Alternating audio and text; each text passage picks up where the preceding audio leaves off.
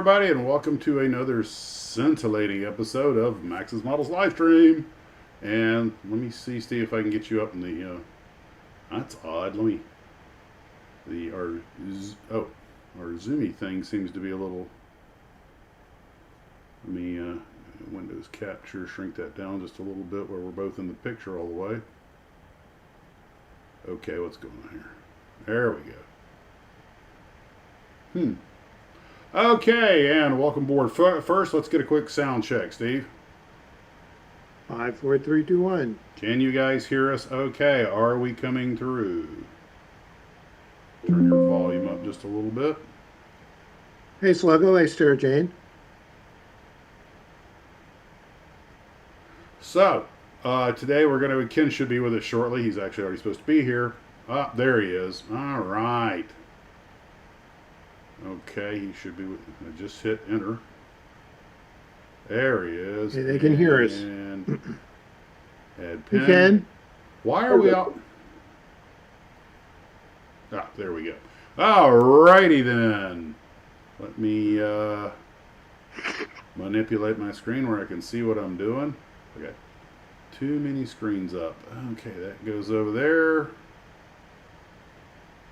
So, we are talking about Hollywood cars today, and I got a nice big long list of vehicles, including the Thunderbolt Comet, which somebody wanted, so hooray, you get it.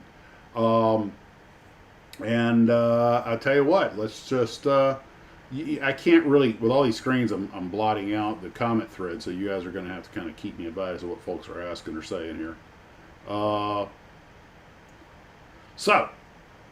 Well, let's just start off at the top. These are sort of in a quasi-reverse.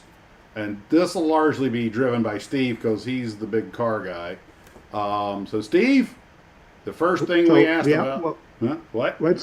let's give the ground rules first. What we did was we discussed movie and TV cars. And we discussed cars that they made plastic kits of. We're not including die-cast here. With one exception. Some cars. With one exception. Right. Two, because those were two exceptions. But if it was a car that was only made in die-cast and didn't get made in plastic, we're not including it in the list. Right. And we're sure we're missing a few cars. We've got a pretty long list, and it's in alphabetical order, I believe. Reverse alphabetical, but just the way I wrote them down, depending on how you read it. And so let's get to the pictures. And we're sure that many of you have built most of these kits. The first one, the Villa Riviera. The Villa Riviera. And you and I had to look up where this appeared on TV. That's right. This was a car that was both in the movies and it was on TV. And it was on TV in The Outer Limits, in the episode The Duplicate Man, which was supposed to take place in the near future. Somebody turn your volume down. This was a car that was both in the movies and it was on TV. You know what? That may be Not me. mine. Wait a minute. I think I know where that's coming from. Hold on. I got so many freaking windows up here. Let's see.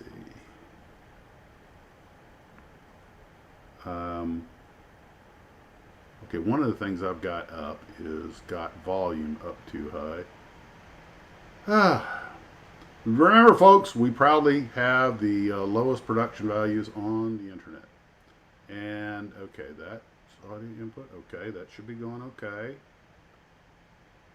Zoom. Let's see. Speakers. Well, I have to have this. There's not a volume on Zoom, is there?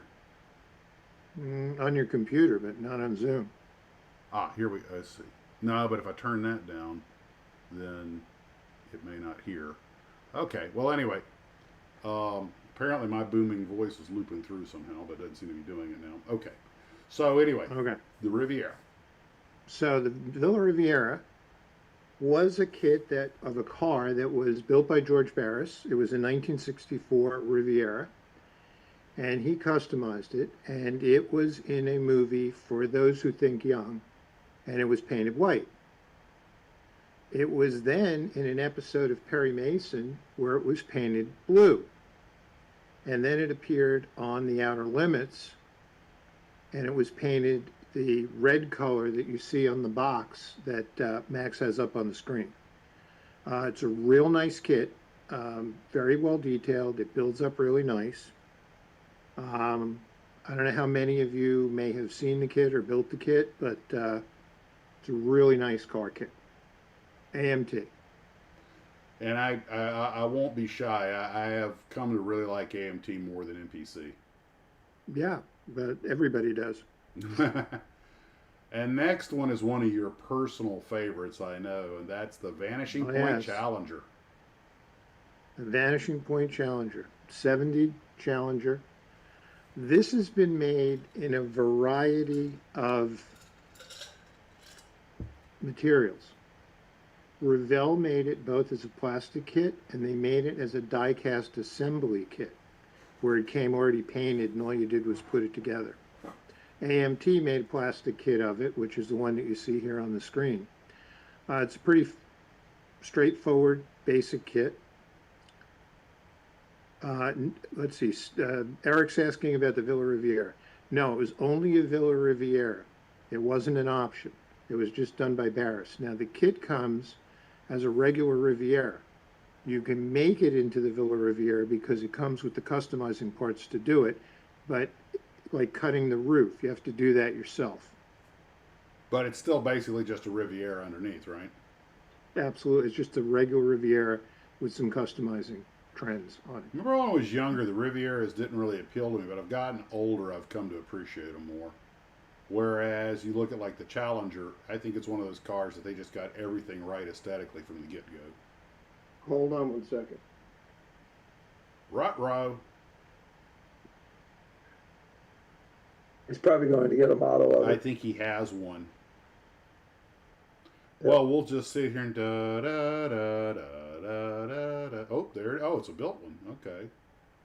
Jam Sherlock says, just make sure to build a destroyed Vanishing Point car to use a Camaro. Yes. Yeah. And 2 bulldozers. And 2 bulldozers. No, you need to get a pair of killdozers. Can you see this? I can, yeah. You can hold it up just a little higher, but there you go, perfect, right there. Yep, we can see it perfectly. There it is. That's 125 scale. Yep, that's the AMT kit. Sweet. As you guys may have noticed, I have my cars. We're going to be, in fact, you know what? Instead of me pointing them out, we're just going to go to the very next car, which I happen to have one over my shoulder right here. And that is the Piranha, the Man from U.N.C.L.E. car, which is later sold as the Piranha Spy car, I guess, because they did not want to have to pay any royalties. And I built one, and it's right here. And I had the door broke, so I just glued it back on. Max, you just fuzzed out. Yeah, it does that. This is supposed to be a good camera, you know. It's like the top shelf. Get the C290, and possibly. Kenneth Wilkins wants to know when are we going to have the Maser cannon so we could bring Godzilla up. I got one right up here. Patience, people, patience. It's got to happen organically, okay? But anyway, now, the Man from U.N.C.L.E. car, which is of the Piranha lineage. The Piranha was a car that was a drag car that AMT funded to have made. And the body was made out of a plastic called Cycolac. And they set up a plant in Arizona. And so they decided that they would make them, as Max shows it here, as a little gull-wing 2-door car. And they were looking for a spy car for Man from U.N.C.L.E. And so they made this car for them, and it was shown on the series. You know what I just realized? Hold on. I'm watching the Zoom screen where I can see what I'm doing, but I've got the still picture up over us. So now we're on. Now we're actually transmitting on camera. There's my model right there, and there you go. This is But anyway, you were saying, because when you said as Max is showing, I'm like, yes. I went, wait a minute, they're not seeing it. And there it is. There's the gull wing he's talking about. And the 2 main characters, Robert Vaughn and David McCallum. And David McCallum, they actually hated They actually hated the real car. Ilya Kuryakin. I'm sorry. Ilya Kuryakin. Yeah, David McCallum talked at length about that car on one of the specials about the Man from Uncle. They both hated it, but I think he hated it more. I don't know why. There's no air conditioning. It's a plexiglass top. You had to hop over to get in. It drove like crap. It was tight. He hated it because they made a turn and the door flew open and he almost rolled Yeah, that's out of the right. I car. don't even think I had seat belts. And yeah, he was no love affair with that car. Nothing will get you in a bad mood with a car that wants to eject you. Well, you know what? As long as we're talking about cars with gold doors that had problems, I don't know if these gold doors actually stayed up, but you guys remember the Ed Straker car from UFO, which I think was built on a Ford Granada. And the Sci-Fi Studios kit was the only one I could find.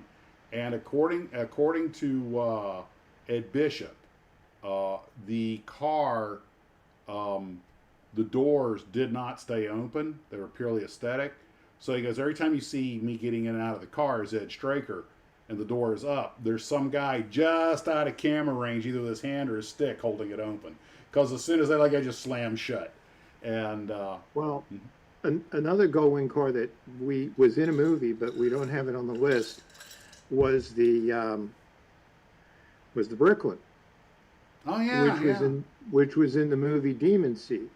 And those cars had hydraulically operated Goldwing doors.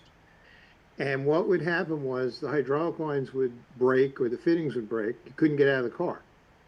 See, the other problem with a Goldwing door car is that nobody ever takes into account when they're buying it because it looks really good, is that if the car flips over, you can't open the doors. That's why I love that little, what is it, the Darren? The thing he uses on Fallout? Yeah, the Kaiser Darren. I didn't even think to get a Kaiser Darren. I should have got that because I used one on Fallout, as Cooper's car. And I just love that little door that slides in there and disappears. That's a great little design. Well, Straker, there's also the Paul Foster car. You're out of focus. Well, it doesn't matter because I've got a still picture right now. It's probably because I've got the lighting set up. It has a little trouble figuring out what it's a focus. Now you're back. Yeah. Okay, but anyway, the Straker car, and of course, Paul Foster had one, which is another mock-up like his. But I think it was the Paul Foster car wound up in some British porno movie, because it was like, once they got rid of them for the show, they were just junker cars. They got passed around. They weren't, and they're still around, but they weren't very well taken care of. They wound up like car lots would rent them to, for display. Oh, see the show Ed Straker, just attention gather. But nowadays, it probably wouldn't do anything because you'd have to be over 50 to even know what they're talking about. Reference one of our Blue Troopers who asked. There's your Thunderbolt Comet. I don't know if this thing was ever a movie car or not, but somebody specifically asked about it. So I put this slide together in like 20 seconds. It's got to be a land speed record for me putting a slide together. But anyway, Solden Models does make the Thunderbolt Comet. But I thought I saw a picture of it on like a movie set, so maybe it was in the movies or something. But, there have been a lot of really obscure cars that have made appearances in really obscure movies that nobody, remembers or whatever. But every once in a while you might be watching late night TV and you go, hey, isn't that a such and such, which is, it's kind of cool when you see something like that, Not a lot of love for the Brooklyn here on the comments. Oh, well, we only had one in my hometown, and apparently, it looked cool, but that's where it stopped, and I know they really put the screws to the Canadians when they tried to make it up there. I know a guy who lives here in the next town. He's got serial number 00002. Really? Yeah. Well, just for the low serial number, that's got to be worth something.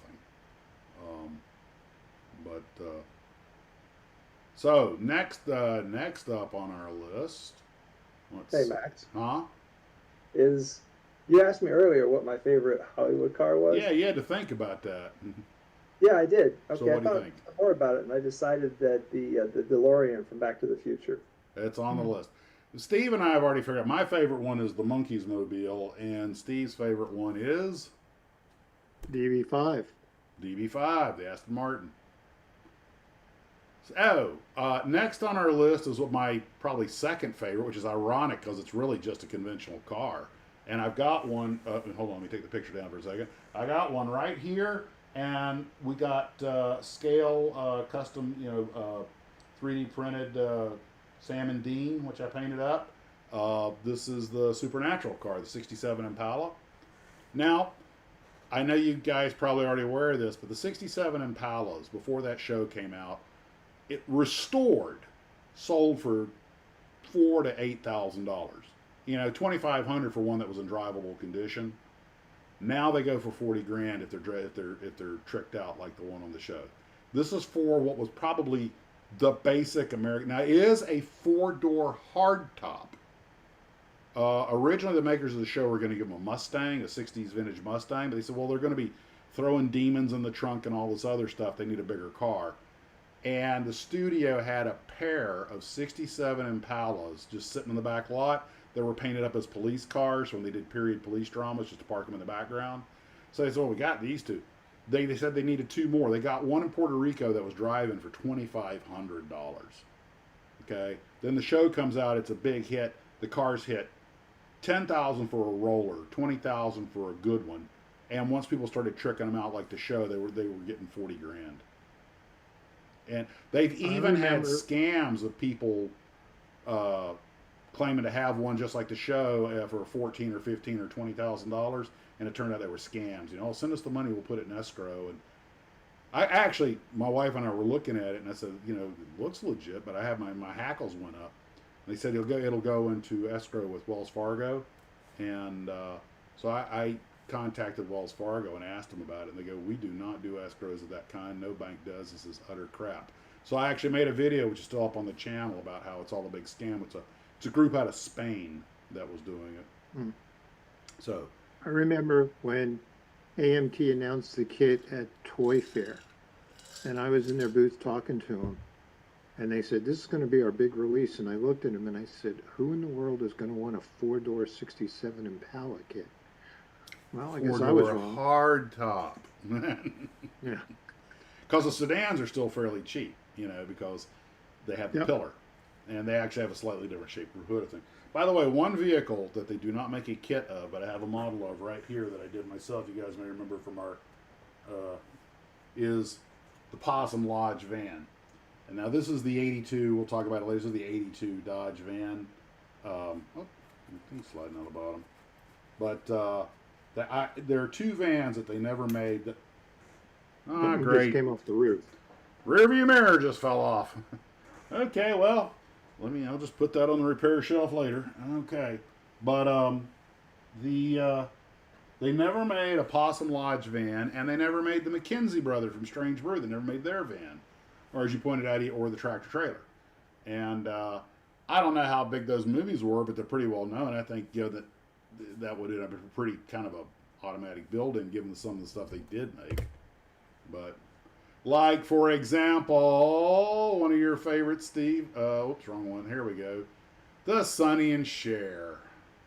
The Sonny and Cher Mustangs. Steve is forbidden from telling his favorite Sonny and Cher Mustang story. Yes, I am.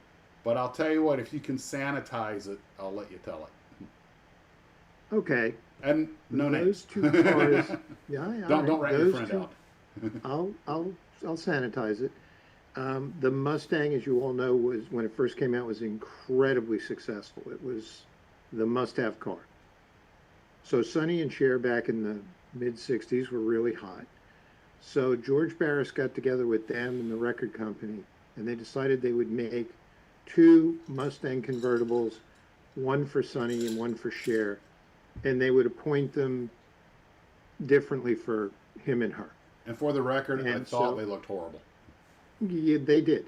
They absolutely did. Shag carpet. Shag carpet, and they had a big, in the insert, they had a big material thing that was, in her car it was pink, and his car was, it was terrible looking. It was just bad taste at its best. But it was the 70s or 60s or whatever. So a good friend of mine who worked for Barris for years, they were detailing the car, and he was told to bring the car up to Cher's house when it was done.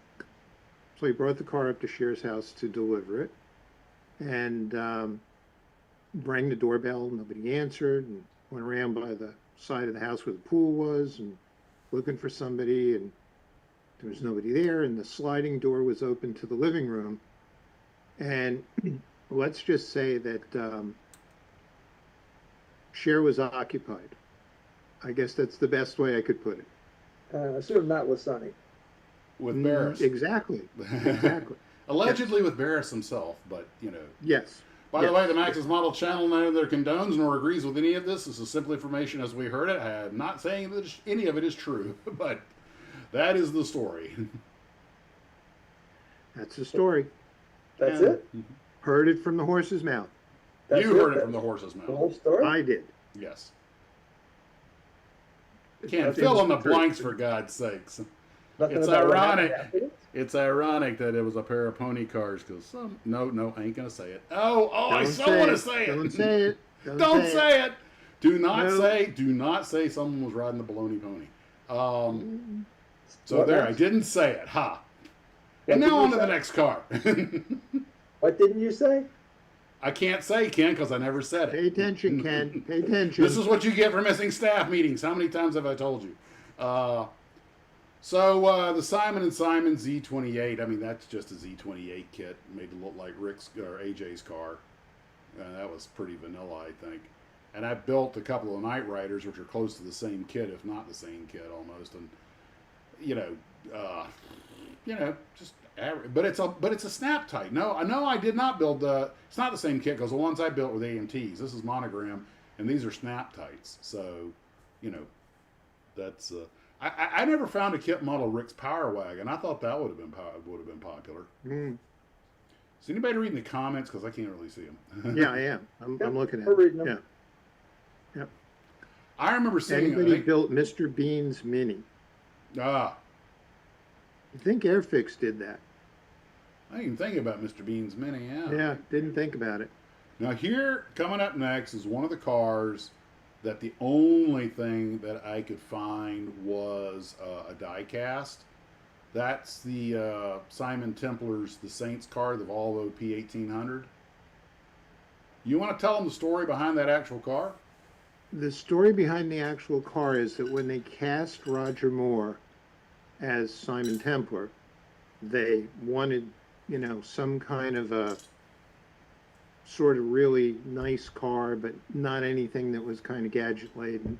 But something that was a little exotic, not a super complex car. It was a little different. And Volvo had just come out with the P1800, and by the way, Roger Moore owned one. So the car that you saw him drive in the show was his car. And if I'm not mistaken, he could actually charge the producers for using his own car. He could get a fee for that. Yes, he could. But you say he didn't have the Saint on the hood? No, that was never on the car. That was just on the little die cast that Corgi made. Okay. But nobody ever made a model of that car. Which is kind of sad, but I kind of understand. I guess, I don't know. I mean, if Corgi was making a die cast, you would think there would have been a market for the kit, but who knows. How long was that show on the air? 1 season, 2, 3? Oh, no, it was on for quite a few years. Oh, was it? Yeah. Okay. Yeah. All right. It was a very popular show in Europe, and then it came to the United States. It did pretty well. Well, that's probably why he got the role of James Bond after Connery. Well, they didn't want to hire him when he was going to do The Saint. He was up for the role because they hadn't hired Connery yet. Uh-huh. And they felt he was just too young and not right for the role at that time. Didn't they also offer it? They offered it to an American actor, John Gavin. Yeah, and he was like, I think there was another actor also that was not. Well, Cary Grant said he was too old. James Brolin. Yeah, and they all said he needs to be British. Right. And then I think I offered to Cary Grant. He said, I'm too old. I'm in my 40s. Yeah, he said he was too old. And I could see a young Cary Grant being a James Bond though.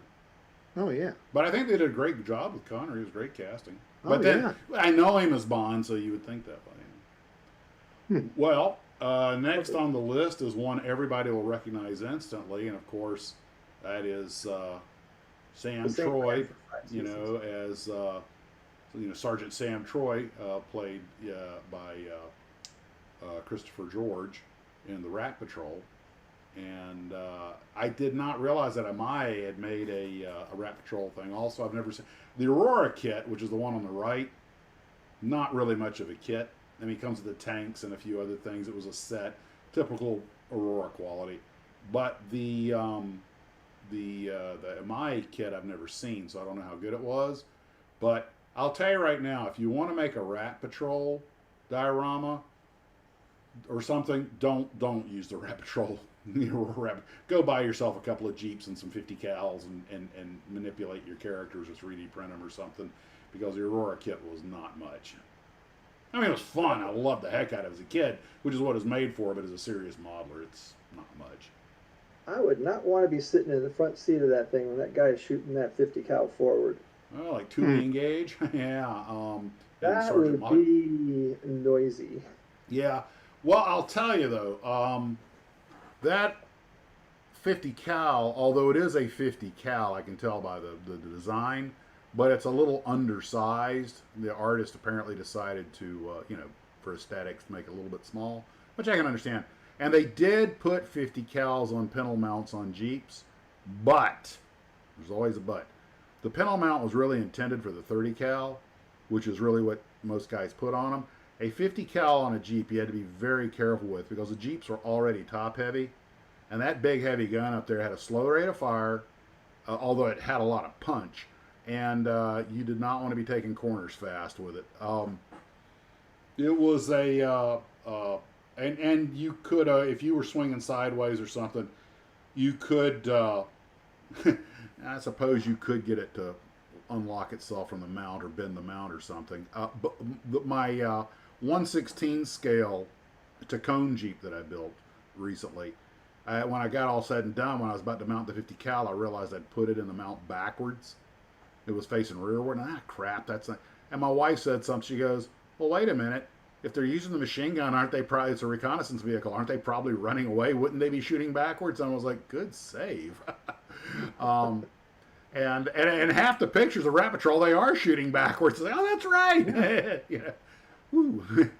And the thing that caused some stink with the Rat Patrol was that it's based on the SAS, but they were British, not American, which is one reason they added a British character.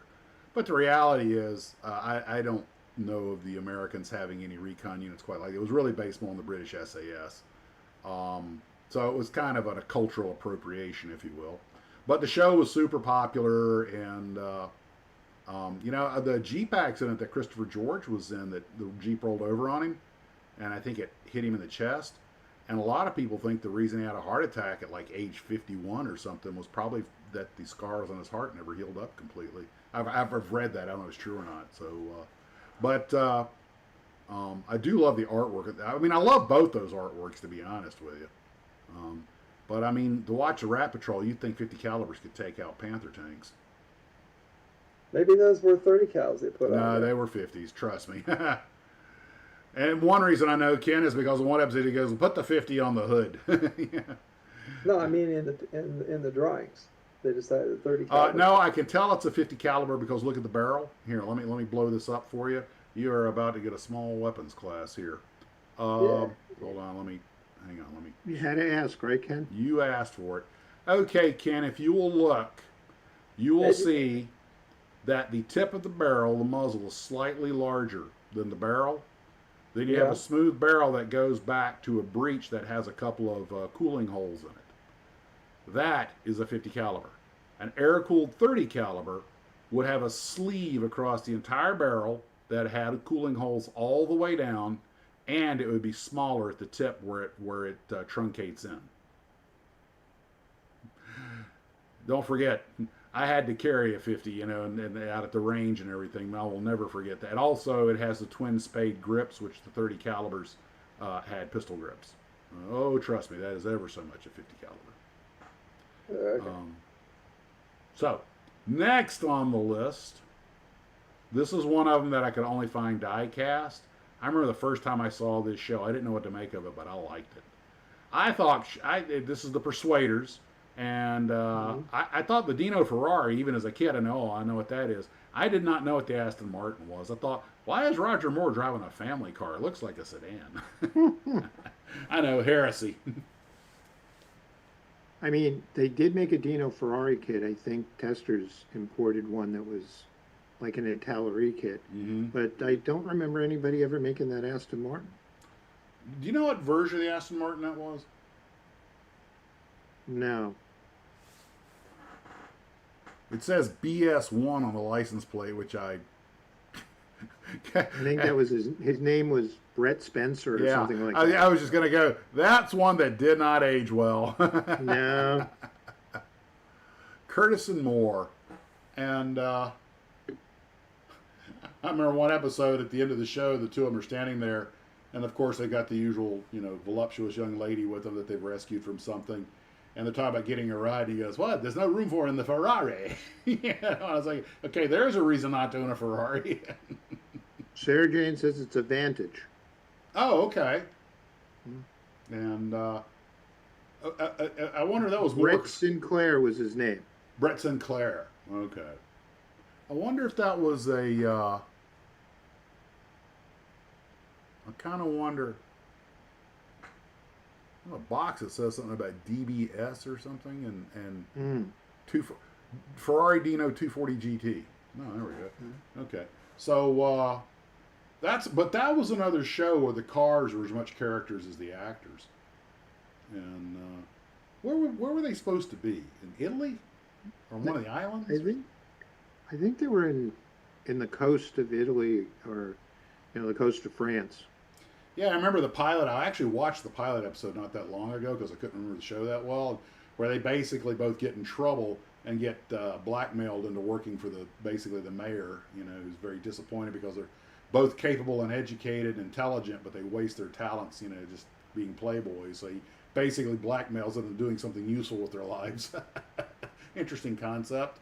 But I remember the first time I saw that show as a kid, I was like, I don't know what this is, but I can't stop watching it. Okay. You guys are reading the comments, I hope, because I can't see them. Yeah, we are. Okay. Yep, we're reading them. All right. The next one is one I almost called TD, Tom Daniel, to see if he could join us tonight. I actually emailed him about coming on the live stream, or at least doing a Zoom video with, because this is, he had some connection with this, but two of your favorites, Dragula and Munster Coach. There you go. I thought TD he had a said big connection with him. Huh? Well, I thought TD said he had come up with the idea for the Munster Coach, and he told me, corrected me recently. He goes, no. Barris had the idea. He just hired me to draw it up. Yeah, he designed it. Yeah, and then he never TD got did the any artwork. credit. Mm-hmm. He never got any credit for it, which is really a sticking point with him. Yeah, well, I mean, he was telling me that Barris laid it out. He just drew up the idea based on what Barris had said. So it was like a Barris idea that he gave skin to, he gave flesh to. Mm-hmm. And but yeah, he never got. Of course, the thing is, he said that it was Christmas time. He needed. It was like a $400 contract, which, for those of you who are too young to remember, in the mid 1960s, $400 was not an insignificant amount of money. Yeah.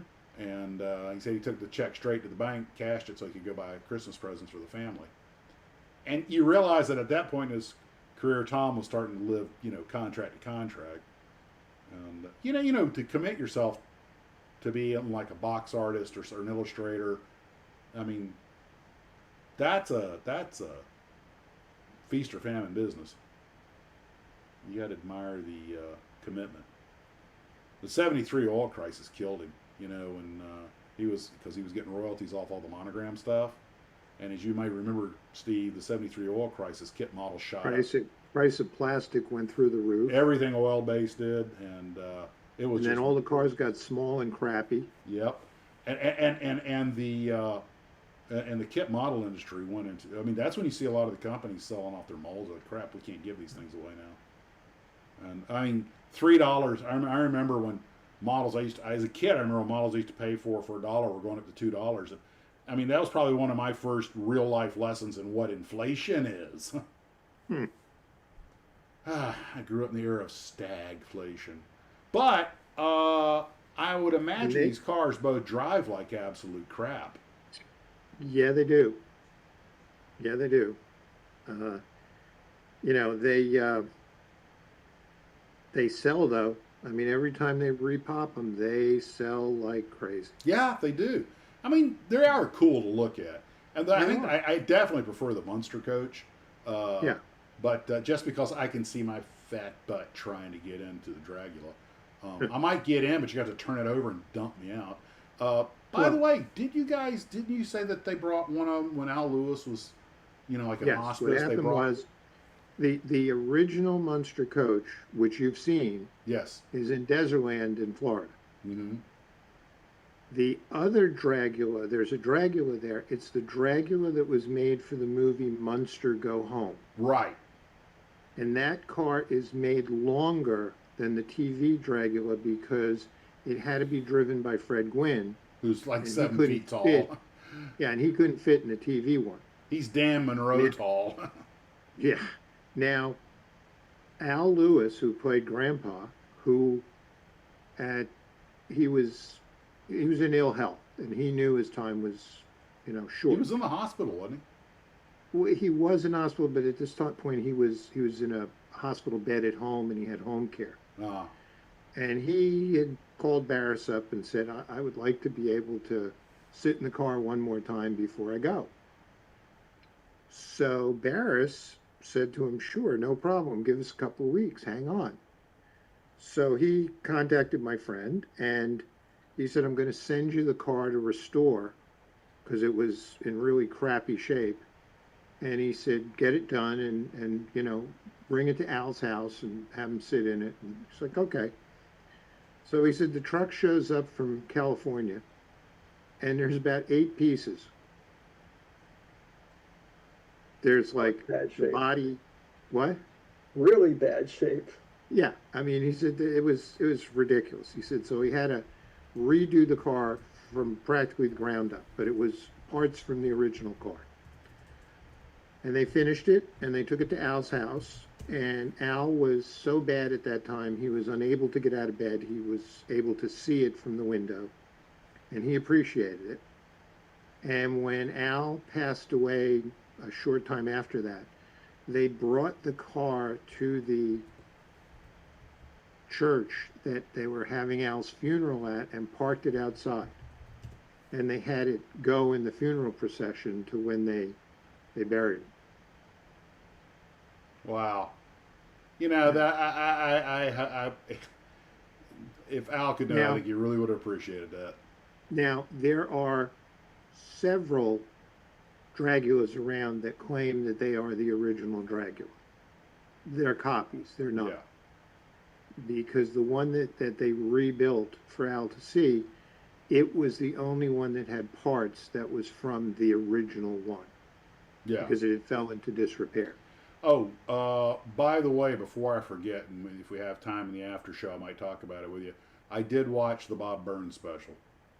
It was outstanding, guys. Wasn't that phenomenal? It was, guys. Let me put us back on camera for a second, guys. As we know, Bob Burns, the props collector, passed away recently at 90 years of age, and was it Tubi? I think was where it was. Tubi. Right? Tubi, and it's called Beast Wishes. I remember correctly, like Best Wishes, yep. Beast Wishes. It's about an hour long, and it is about Bob Burns and how he got. And he's an even more interesting guy than I realized. And this was made while he was still alive, I would imagine, because all. But I didn't realize just a lot of the Hollywood royalty took time out of their busy days to give interviews about Bob, so he knew everybody. And he was really the keeper of the flame. He really was. And I mean, he was a curator of stuff that made all of us be scared and entertained at the same time. We'll get into that in the after show in detail. Okay. So the next vehicle on the list, which is my personal favorite, and I have a model right here, is of course the Monkees Mobile. Now hey with the monkey. Hey with the monkeys. And yes, Boyce and Hart did most of their music, although they did perform it. And that was a Barrett. Was that a no? That wasn't Barris. That was no. That was the guy who did the Landmaster. Winfield. Dean Winfield. Gene Winfield. Yeah. Gene Winfield. Yes. And this is the MI kit. Of course, there's also the famous probably more famous. This is the Airfix, but they also, what it is, AMT did it, I believe, also. Everybody MPC. did it. It was an MPC. It's one of Yeah. MPC's better kits. Mine's Yeah. an MPC then. But the and I don't know if they all cut their own molds or if they were how they did that. But I always loved this car as a kid. Although, my God, the artwork on this thing, what did they do to the guys? You know, Davey and Mike look like they shoved something up their butts there. I mean, it's just, you know, what's with that look on your face? That artwork is just, I mean, the car is fine. The artwork of the guys is kind of painful to look at. Yeah. But if anybody's built the MIA kit, let me know, because I'm curious if it's any good. If I can stumble across one, I might get it. And I assume the Airfix kit, since they had to deal with MPC, I'm assuming they just used the MPC mold. One thing I mean, the MPC, it's a good kit. It really is. Now mine, I didn't glue the top on it, and I'd like to have a second one so I can have one with the top glued on and one like this. But I guess all they did primarily was cut out the trunk and make the front end for it. Mm-hmm. But and as I understand it, and I painted it a light cream inside. A lot of people paint the interior white, and that's how you can tell one that's not real, because it was actually, I think, a light cream. It was beige. Yeah, beige, huh? And so was the roof. Like a saddle beige color. Uh-huh. That's why, exactly. So anyway, I need to get, there's only really 2 decals for the thing. Let's go on the door. I mean, they built 2 of them. And it was the brainchild of,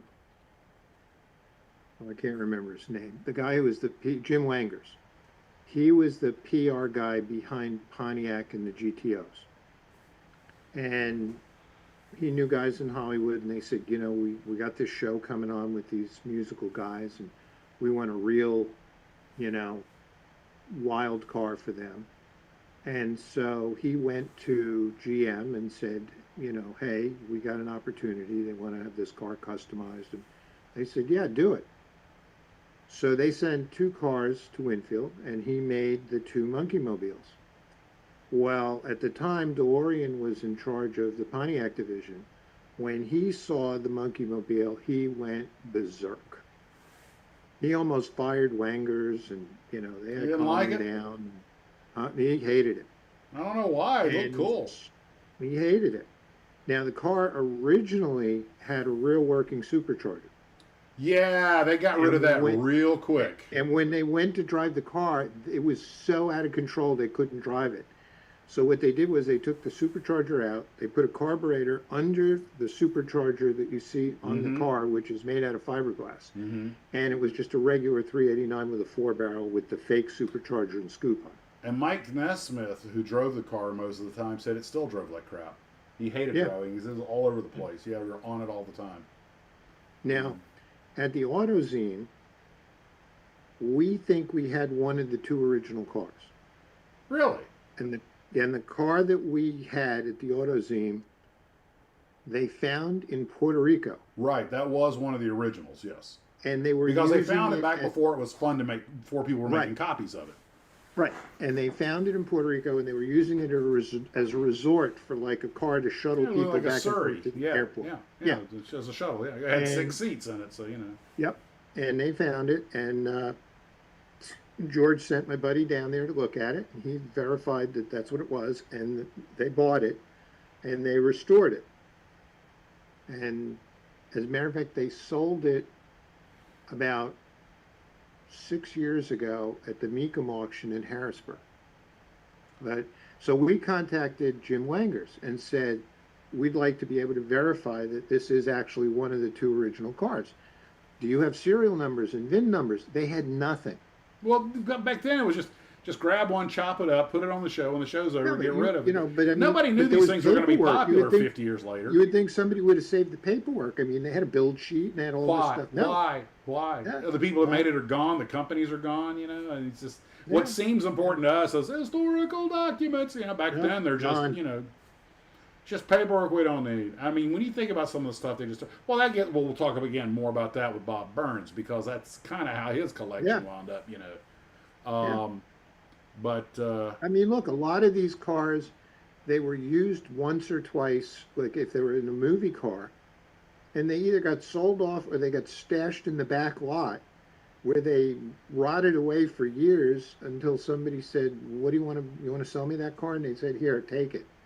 somebody's And then they saying realized what it was and redid it. uh, Dario is saying that the round two Monkey Mobile has atrocious gold, not yellow decals. Well, the Huh. decals were gold in the original issue from MPC. The monkey guitar on the side, that was Uh-huh. gold. And on the Okay. real car, it's gold leaf. Ah. Well, I gather that it's stenciled and painted, not a sticker or something. It's a water decal. No, I mean on the real car. No, it was hand painted. Yeah, it was hand painted. Okay. Yeah. Was it? What was it? Gene Winfield that was famous for being able to hand paint pinstripe. Yep. He used to go to Indianapolis in the month of May, and all the guys would pay him to pinstripe their cars. Is he the one that did that Disney film where the two pinstripes start racing themselves around the car when he takes a break I and don't they come know. back and explain? I remember that it was an episode of Disney where he talked about, oh, some people love to custom paint their cars, and you see this guy hand painting the pinstripes, and he like goes away to take a break, and when he's gone, of course it's Disney animation, you see the two pinstripes like revving their engines, like chasing each other around the car.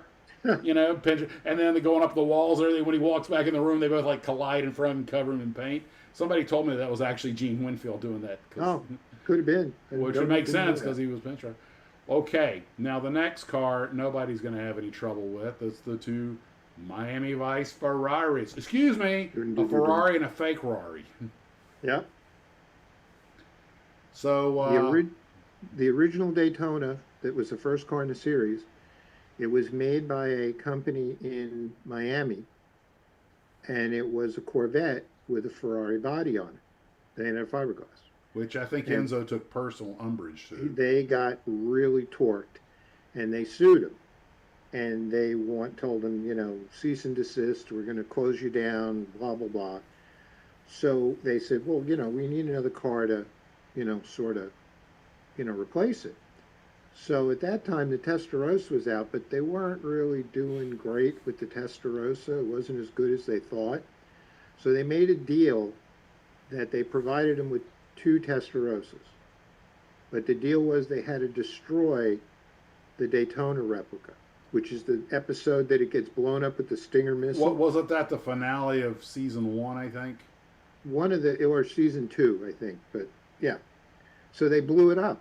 And then they gave them the Testarossas. Now, the original Testarossas they gave them were not white. And they didn't show up well on the cameras, so they painted them white. Because they wouldn't show up in the neon at night when they were doing the night driving. Uh-huh.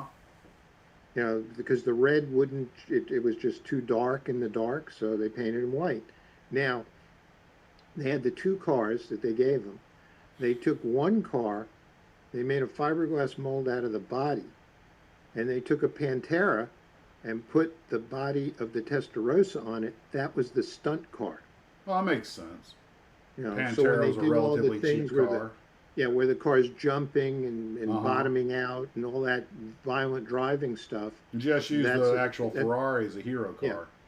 Yeah, that's a Pantera with the Ferrari Testarossa body. Well, I mean, and those Uh-huh. kits weren't bad. Those kits weren't bad kits. I found that the later Revell car model kits are pretty good.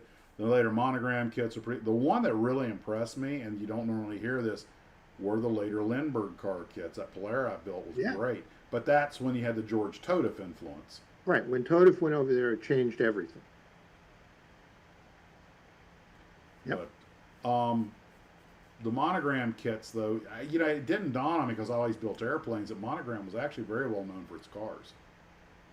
The only problem with monogram cars was they never sat right on the suspension. They were either always too high or too low. They just didn't look right when they were finished, when they were sitting. Like you look at a Johan kit. The Johan cars look like they just took the big car and shrunk it down. I mean, it looked exactly like the big car would look on the street.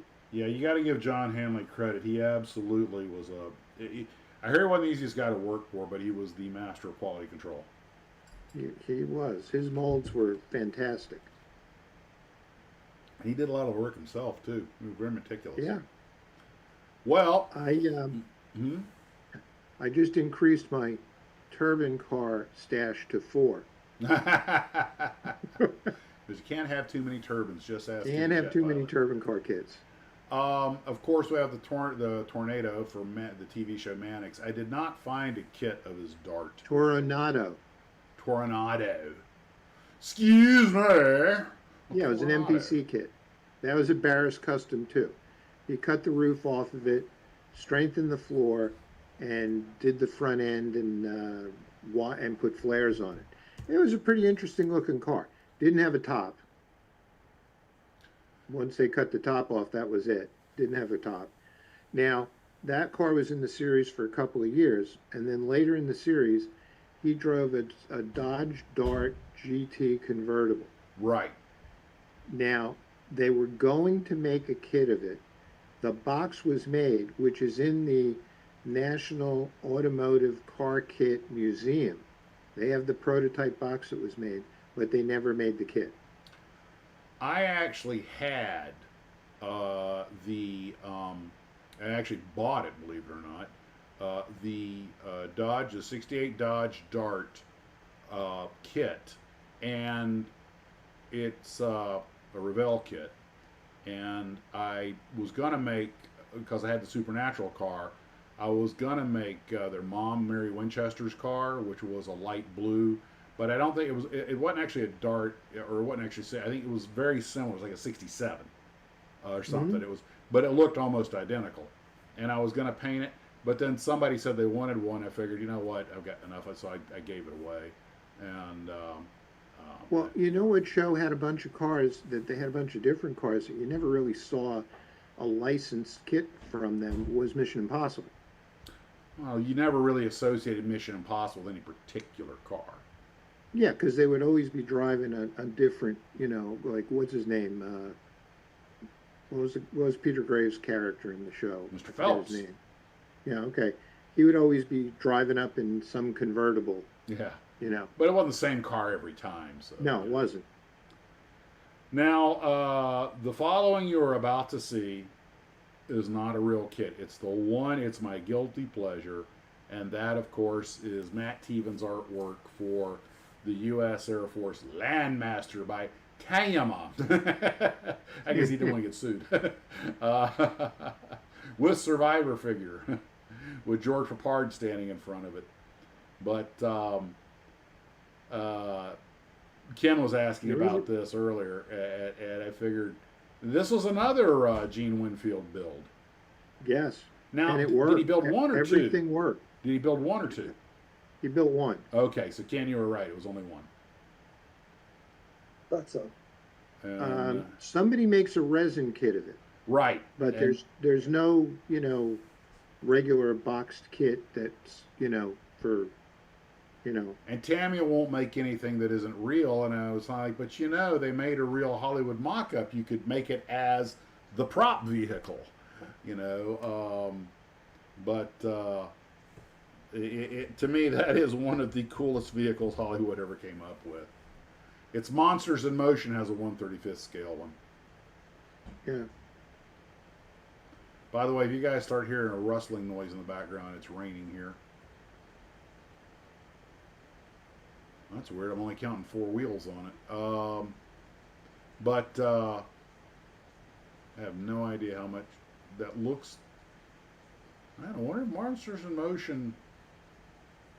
It says static model kit 1/35th scale Damnation Alley 20X. Doesn't say when. New tool. Oh, I wonder if Monsters in Motion is getting ready to make one and release it. That would be awesome. I'd buy one. I'll pre-order one. There are very few kits I'll pre-order, but that's one I would pre-order. And put it with, what would be cool? Hang that big 1/35th scale Sky Crane when I'm done, and put the Landmaster as a sling load underneath it. That would be. That would be awesome. But that was that to me, that's Hollywood vehicle making at its best. I mean, the fact that everything worked. The thing wasn't cheap either. I mean, it took a while to do, and it was expensive, but it was worth. It's still around today. And of course, got the articulating center section. And next on the list is a vehicle that is very much identified with the show, but it's not something you think about unless it ain't there. And that is the Ironside van, which we all remember. All those old ones remember. You cannot forget the beginning of that show. The red and black screen as a telescopic sight, trains in on him. You hear that dramatic jazz music, and originally it was a movie, I think, or made-for-TV movie, maybe. But I mean, and it's a one. Here's the thing: this van's it's an NPC. It's 1:20 scale, so it's bigger than the normal one. So that's a pretty massive kit. And I don't know if anybody's ever built that. I don't know anybody that has. I've never even seen one in the flesh or in the styrene. No. But it was an integral part of the show. Absolutely. I mean, he was that thing was in every show, and it was he would always be with his driver, and the fellow had driving for him. And he was always some kind of witticism. I remember some things from a show like that was so well written. You just remember. And they're going on a fishing trip, and they're driving along, and he goes, "Well, you want to try to fish? Oh, we'll just go to the hotel." He goes, "Old Chinese proverb, the fish bite better after a good night's sleep." And his driver looks at him, "Old Chinese proverb that you just made up." But I don't think anybody other than Raymond Burr could pull that role off. He just as an actor, he had the gravitas. Ever since we saw him in the original Godzilla. The American one. Okay, 58 minutes in for whoever was betting on the Godzilla lottery. I remember the first time I saw Godzilla, I'd already seen Ironside. I was like, "Hey, it's Chief Ironside, and he's walking." The popular story was he used to get back and leg trouble from spending so many hours sitting in the chair. I'm like, well, get up, walk around. I remember that leopard skin in the wheelchair. It was like the man was styling. Of course, I built this a couple of times. I think everybody has. Knight Rider kit. I did one as kit and one as car, which I still have the diorama off in the shed. And that is probably one of the most famous Hollywood cars, at least of anybody, under 40. And what? Never, no. Oh, so season 1 had a different van. Okay. Yeah, he used, I think it was like a... Oh, I'm not touching that one either. No, let that one go. Just eyes forward, don't make eye contact, just keep walking. Didn't see that one. Yeah. It was like some kind of a military... Originally, it was a straight truck. Okay. Yeah, and then they got him the van. I guess when they figured the show was going to last more than one season, they went for the van.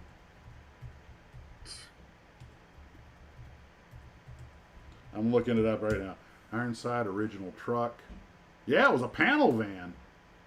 Man, that old stuffy looking thing. Yeah, sure enough, he's exactly right. It was a Ford 1.5 ton panel van.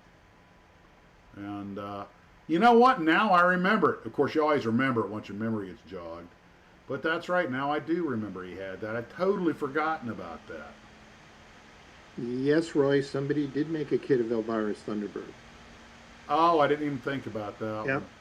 Yeah, it was Monogram. They took the Monogram 58 Thunderbird kit and they just... Eric, stop! Just stop right there. Yeah, okay, Eric. No. All right, on to the next vehicle. Herbie the Love Bug. Oh, my God, I cannot get off of the theme here. Yeah. No, we got Knight Rider up on the screen. Herbie will be up in a second. There's really not a lot to talk about Kit. I mean, he was a modified Trans Am with the doctor's voice from Sign Elsewhere. Herbie the Love Bug. God, nice. I was a little kid when those movies came out. I loved the Herbie the Love Bug movies. And then they made one with Lindsay Lohan. I was like, thanks for killing Herbie for me. Yeah. You cultural vandals cannot leave my childhood alone.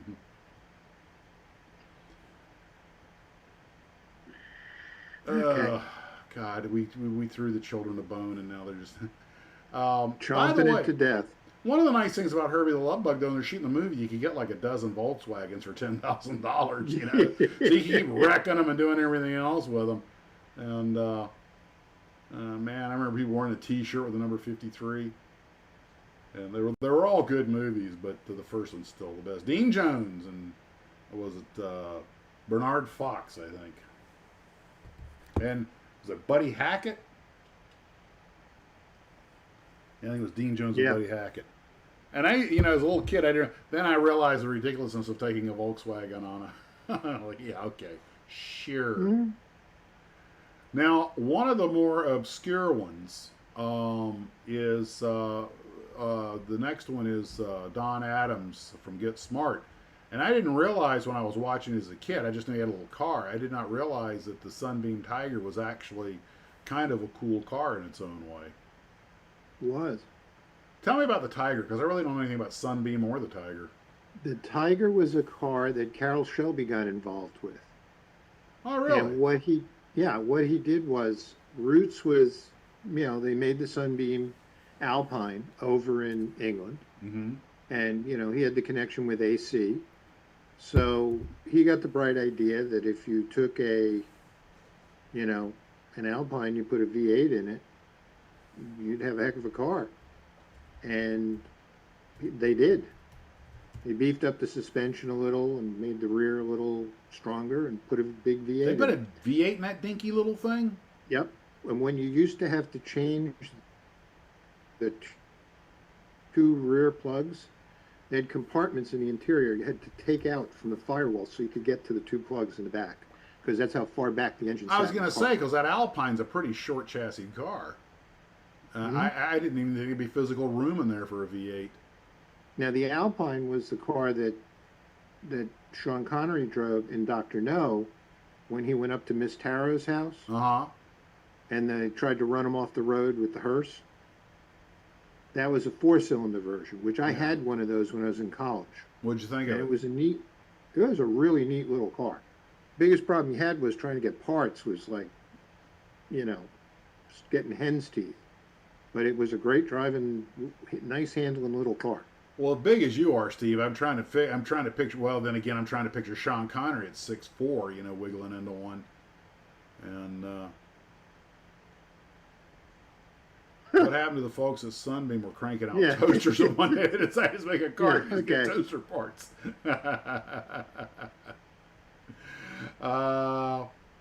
Well, so then they used it for Get Smart. Uh-huh. And it had a gun that popped up out of the hood, and it had, a couple which I'm sure there was room for. Oh, yeah. Mm. That was like... He usually always had a different car for a long time when he would pull up outside of control headquarters. But they used the Sunbeam Tiger in the intro, which was, saw that every week. Yeah. They used that car mostly, and then after they got away from that, then he would come in different cars. Mm-hmm. Like that was the main long-standing car he had, but then they changed it up. I think that's the one they had Steve Carell drive in the Get Smart movie. I didn't see it, but it could have been. It was like in the Spy Museum, and he stole it, But it wasn't, as a movie, actually, it was actually okay. It was. I was really afraid that it would be bad, but Carell was so much. He had so many mannerisms. He was so much like Don Adams that it was actually not bad. And like I said, Bernie Coppell playing his nemesis, and Jaime, was it Dick Shawn played Jaime, the robot, and Barbara Feldon.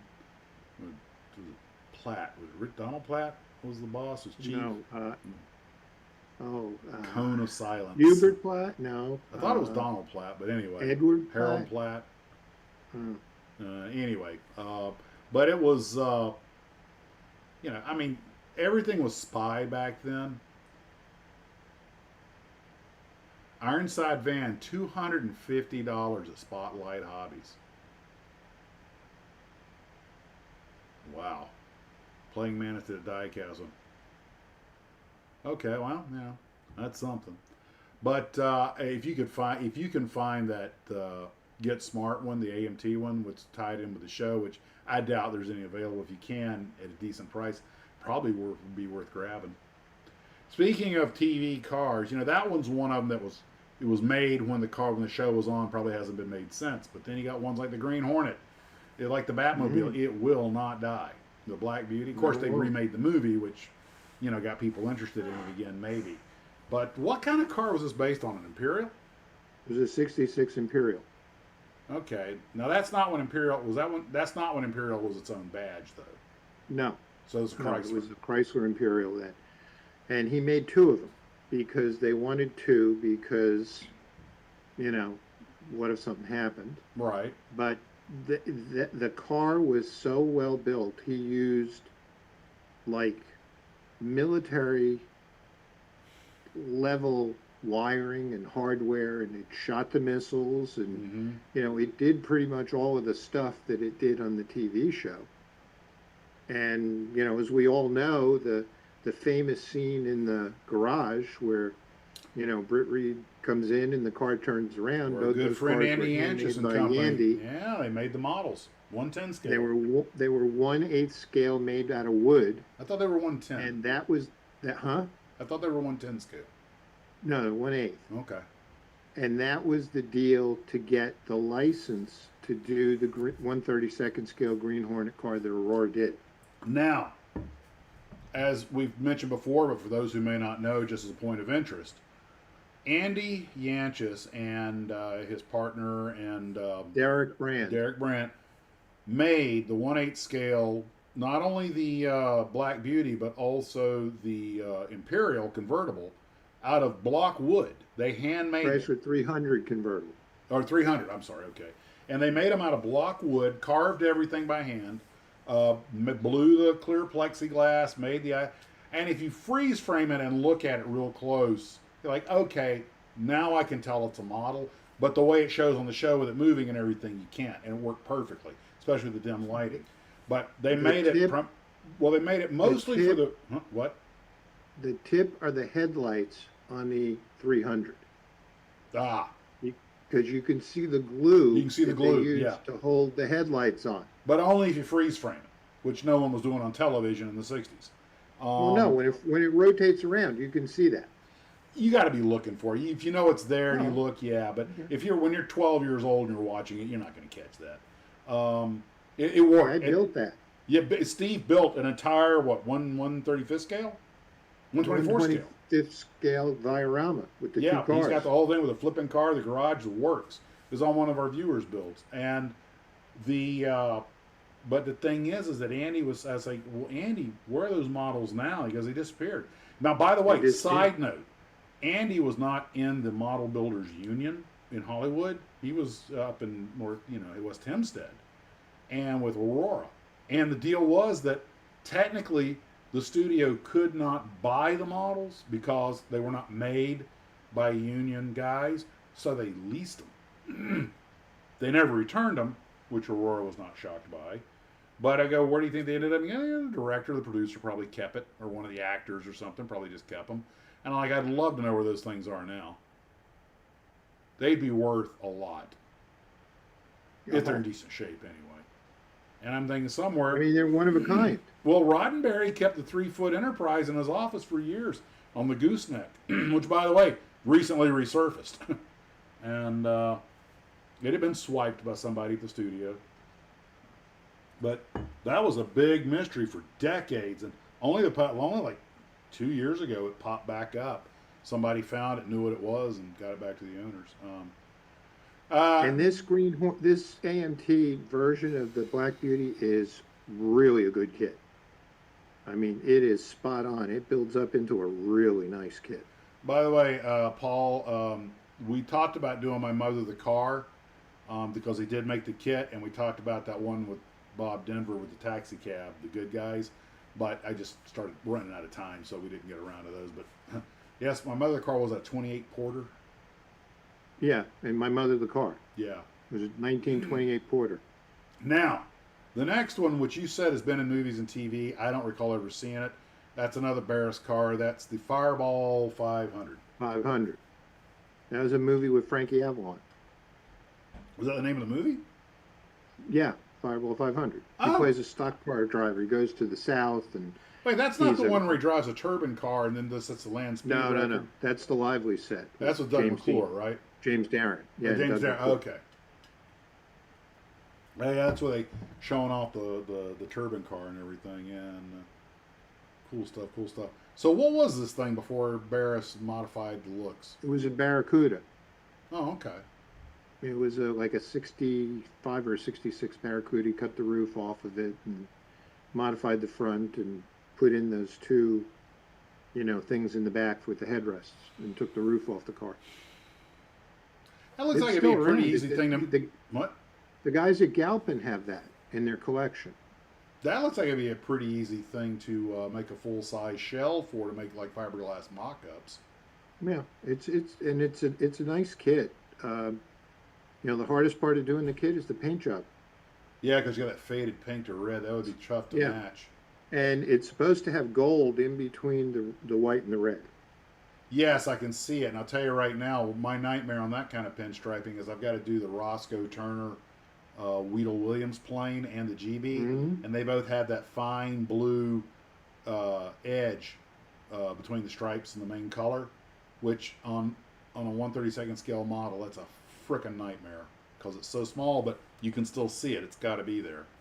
And I've been wrestling with ways to do that. I might just wind up using thin stripe decal, but then you got these long, well, anyway.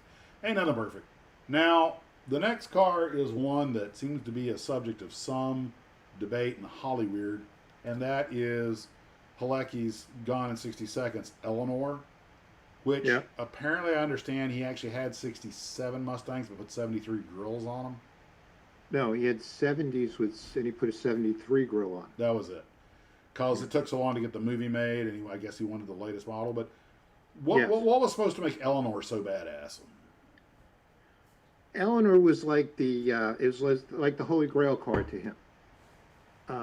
He was an insurance. The story of the movie is he was an insurance adjuster, but he was also a car thief on the side. And so he had a client that wanted, I believe it was 48 or 52, some odd number of cars. And he wanted specific cars, specific colors.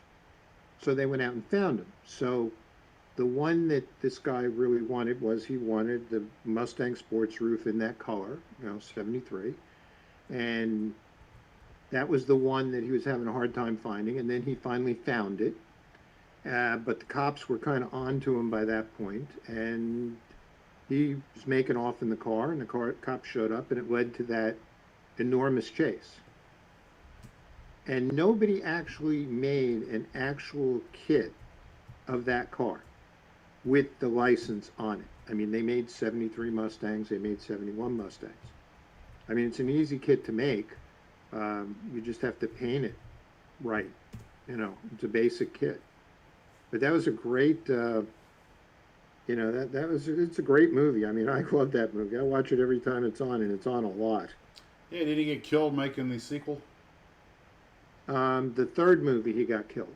He was in Buffalo, and he wanted to do this stunt where the car drove by, and there was a water tower, and they were going to have the water tower collapse and miss the car, and they wouldn't give him a permit to do it.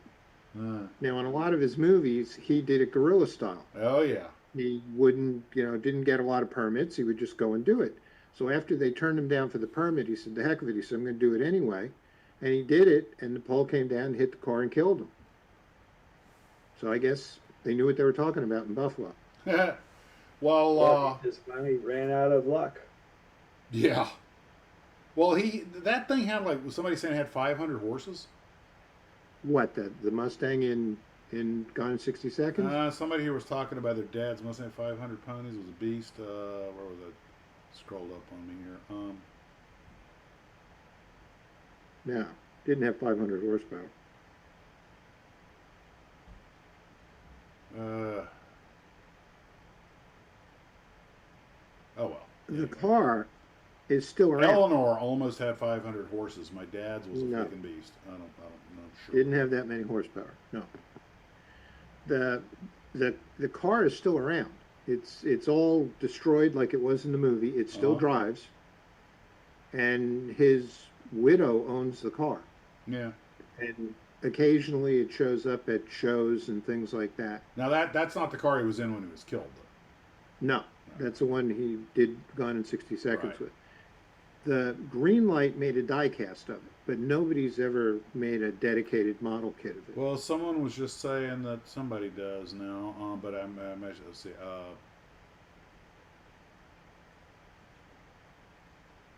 It was gosh, scroll through this. That apparently there's a originally I was thinking about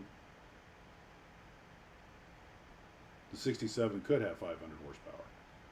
Yeah, but it wasn't a 67, it was a 70, 73. Unless he dropped an old engine in it. But let's see here.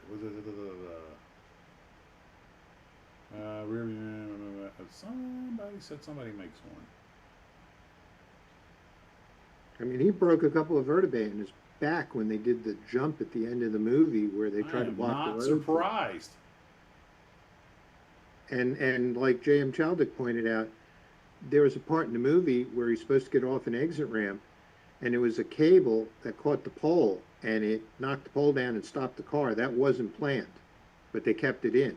Oh yeah, if you're gonna do destruction on accident, you might as well keep it. Yeah. That's like they kept the footage in the Godzilla movie where his suit actually caught on fire, you know, and the Godzilla suit's burning and he's inside it trying to get out. Like, well, you know what? That sucks, but we're keeping the footage. Looks good. No, the car Fusion in the Motor remake, Company makes Eleanor cars for order. Oh, that's real cars. I'm sorry, not models. right. The car in the remake with Angelina Jolie and Nicolas Cage, that car had 500 horsepower. Jeez, but that was a whole different animal. That Why was not a just real. strap a rocket to your butt? Yeah, that car was a whole different animal. Yeah, it's also a much later car. Yeah, well, you know, different suspension. It was meant to be that fast. The car that he did the original movie in was a little bit, you know, modified. It was strengthened, had a roll bar. In other words, what you're saying is it was real NASCAR. Yeah. Our next vehicle, which everyone is familiar with, of course, is Ecto 1. And what's the name of that company that used the Cadillacs to make the hearses? Oh. Meteor, Mercury, something like that.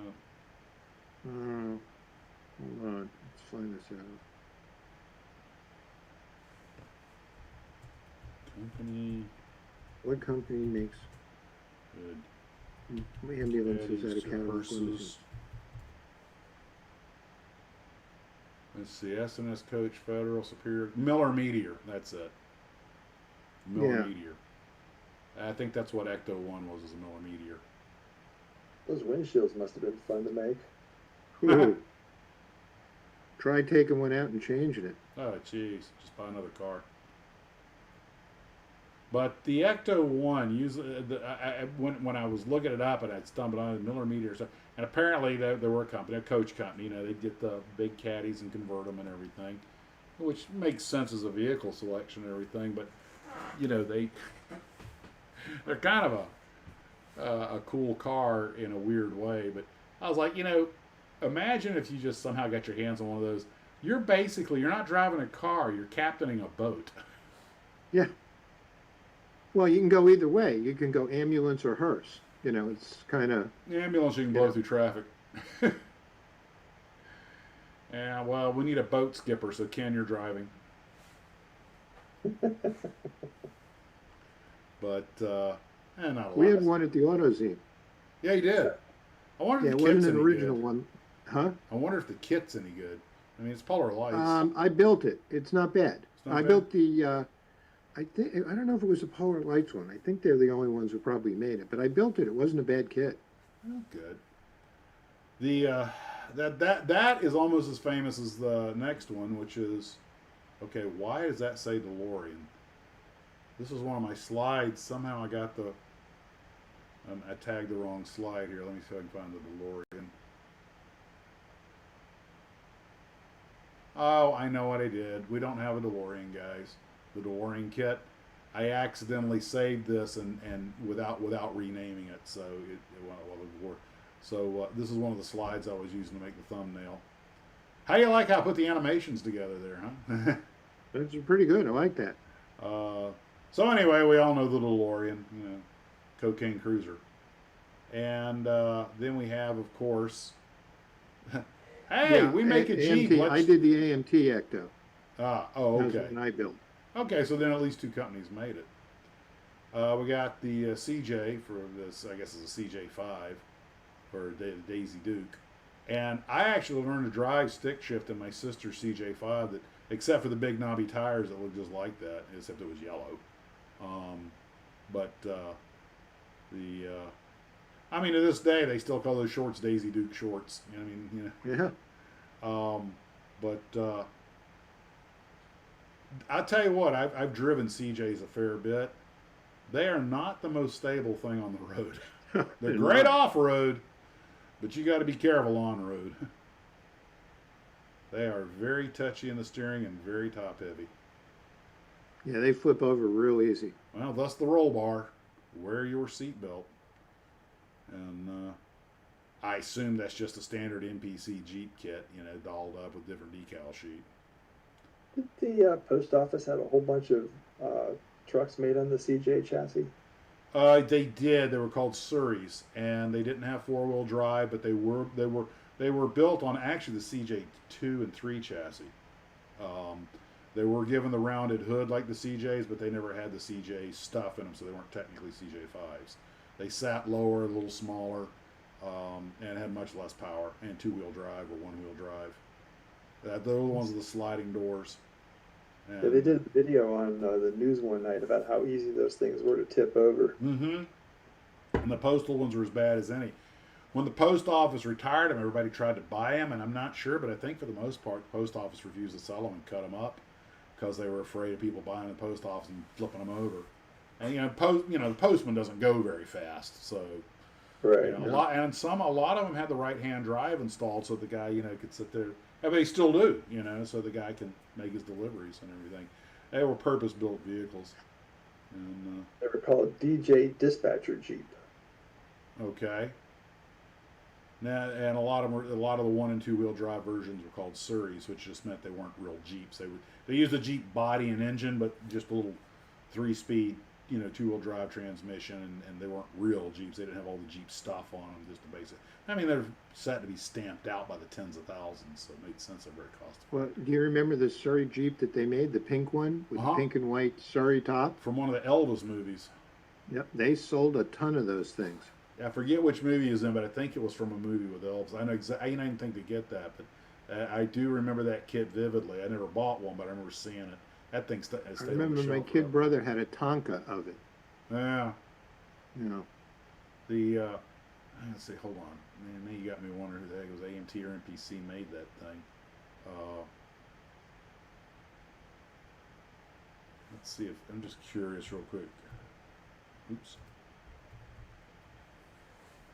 Okay, nope, it is not listed as a Surrey. Oh, Wild Dad sent you a BTF DeLorean photo.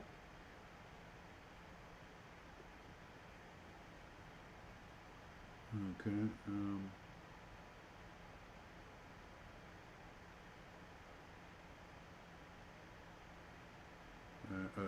No, that's not it.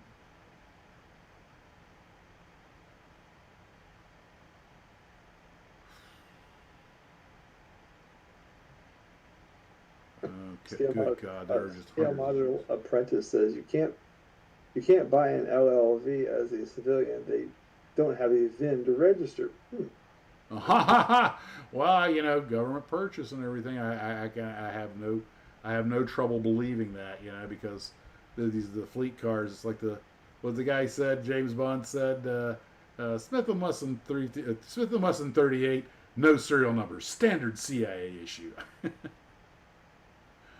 And they were talking about that Daisy Duke used to drive.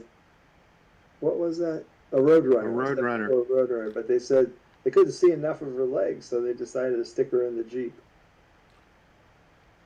Yeah, well, when your audience is a bunch of 14-year-old boys, that kind of makes sense, Okay, I know they made that Surrey Jeep. What were we calling it?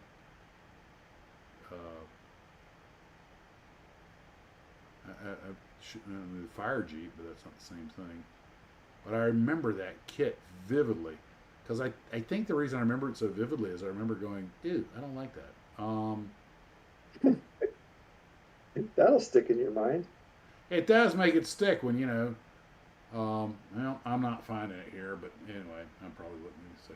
The other, speaking of that, of course, we got the Dukes of Hazzard General Lee Charger. What did they kill? 300 of those things making that show? Oh, a lot. They used to go to parking lots in Southern California and offer people ridiculous amounts of cash for their 69 Chargers in the parking lots. Now you can't find the bloody things. Wow. But your co-pilot found one at that warehouse, remember? Who? Your co-pilot. We went to that warehouse because you were thinking about getting... Oh, yeah, but that wasn't a warehouse. That was a Gateway. That's a company that sells the restored vintage cars. Right, yeah. Yeah, they wanted, what, 22 grand for it, or 40 grand or something like that? It was a lot of money, but he loved the show. Probably beat to death. Well, this was a replica car. But it was a real 69 Charger. But it was done up all Dukes of Hazzard and everything. And man, he was, because I think he's from Tennessee, he was thrilled. I probably still have that little snippet of him somewhere. You hit the horn, I'm like, I dare you to drive that thing in modern American traffic with that rebel flag on top. See what happens. It's heresy. His day. You know what, though? You can't cancel a redneck. They're not online. No. They don't care. They absolutely do not care. It's like Ricky. Cancel a redneck is like trying to cancel Ricky Gervais. He just can't be done. But I think everybody's beat that car to death. It's an NPC though. I'd probably rather find one by AMT. But then of course we have Revell's Nash Bridges CUDA. I did not appreciate how what they made the CUDA for 3 years. No, well, the CUDA, yeah, they made it for 70, 71, 72. And the cars are freaking $1 million cars now. Oh, they're more than that if it's got a Hemi in it. I mean, 71 Hemi CUDA, they only made like, I think, 12. They go for like $3 million. Jeez. But I don't know if Nash's was a Hemi or not. I doubt it. Nash's was supposed to be a Hemi because it had the fake hood with the scoop, the shaker scoop. But it was like a 360, and they had like 3 or 4 of them, and they just tore them up in the streets of San Francisco, jumping and Man, make a fiberglass body and put it on a modern car and tear that up. Don't tear up an original. Yeah, they you know what they did? They bought ones that weren't. They bought Barracudas that weren't CUDAs. Oh, okay. And then they kind of, sort of glammed them up to look like they were Hemi CUDAs, which they weren't. What was the difference externally? What was the difference in a Barracuda and a CUDA? Well, you had the gills in the front fenders, which you got in a CUDA, which you didn't get in a Barracuda. You had the hood scoops, which you didn't get. You got fog lights. So this is nothing you couldn't doll up real easy. No, you could do that. The interior was a little different, but the drivetrain was what the difference was. Well, has anybody here built more the performance? Has anybody here built this kit? Know if it's any good? I mean, it's Revell. I would expect it to be pretty good. It's got to be the same kit that they sold as the CUDA convertible for years, that they just put Nash Bridges on. I had a friend who had one, sold it for $800 grand. Yeah, no, they're huge money. Did the CUDA and the Barracuda both have that like racing style pop up gas tank cover? Yeah, the little one that you push. Yeah, did they both on the side? That? Yeah.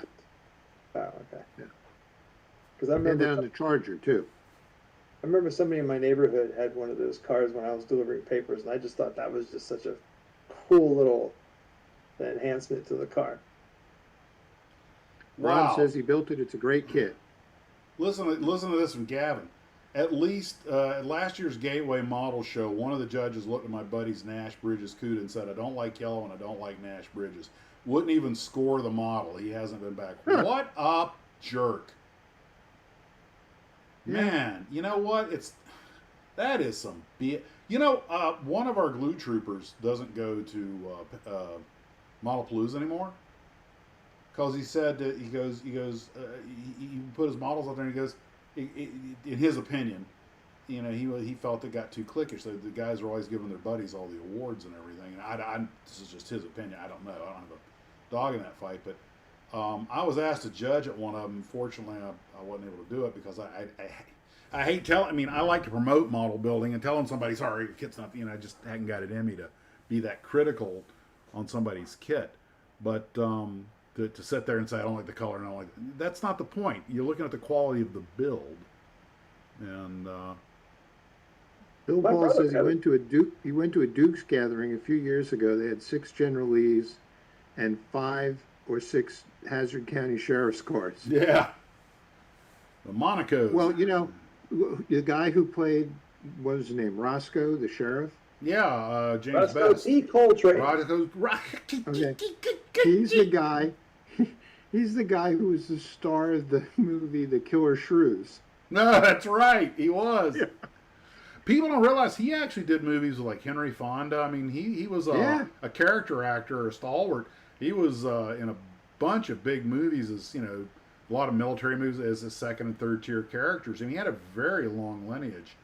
And I had an opportunity to go to one of his acting classes, but I didn't have the money. So, and he was, he was acting up till the day he passed. He was an old man. He was on The Heat of the Night and some other stuff. He'll always remember it as Roscoe P. Coltrane. Well, that's like, George Lindsay. He's always going to be remembered as Goober. Yeah, well, Bob Denver will always be remembered as Gilligan. Yeah, and he did serious movies too. He did. Yeah. And my brother sort of had what year was that? 67, 68 Roadrunner, the purple one with the horn that went beep beep. Mm-hmm. It was a friend of his had a garage, and this guy had parked this car in the garage next door to the gas station, and went to California, and he never came back. Kind of sat there for years. It had the 3 deuce carburetors, and the Bone Crusher shifter. What was the Hurst shifter?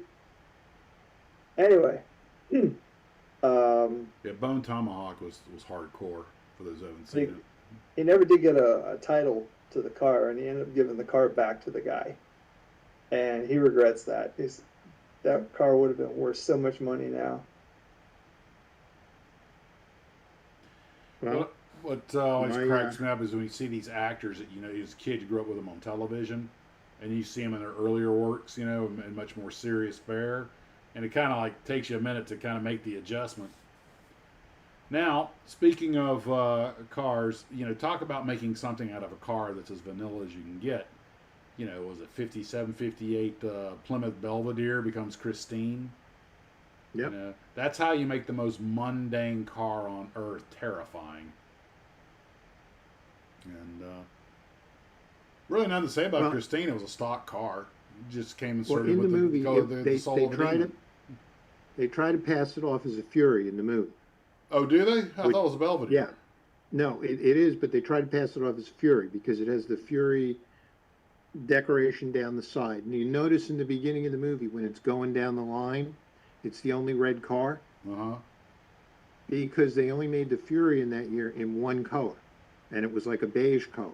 And they were all that color. So that was to make it like, it was different. Demon car. Yeah. I wonder why they wrecked a real load of them. They wrecked a load of them to make that movie and didn't make the car community happy. I'm sure they were making friends fast. The thing that's interesting is if you watch the documentary about how they made it, and it shows you how they made the cars with hydraulics and rubber parts and stuff that made it like, crush in and then go back out. It was really ingenious how they did it. What, film it in reverse or? No, well, what they did was they made body panels out of like rubber. Oh, so okay. So they would make it look like it was crashed, and then they had hydraulic rams behind it, would push it back out, and it would, go back to normal. They should install those in every car. You got that right. Now the next vehicle we're going to see is one that never existed to my knowledge and was never used. It was strictly made for selling models, and that was the Charlie's Angels van. Yeah. And I hate to say it, but I built that for somebody. Hey, don't nothing to be ashamed of. It's a cool looking van. You know, Kate Jackson and Jacqueline Smith and Farrah Fawcett, the original Charlie's Angels. But just a van.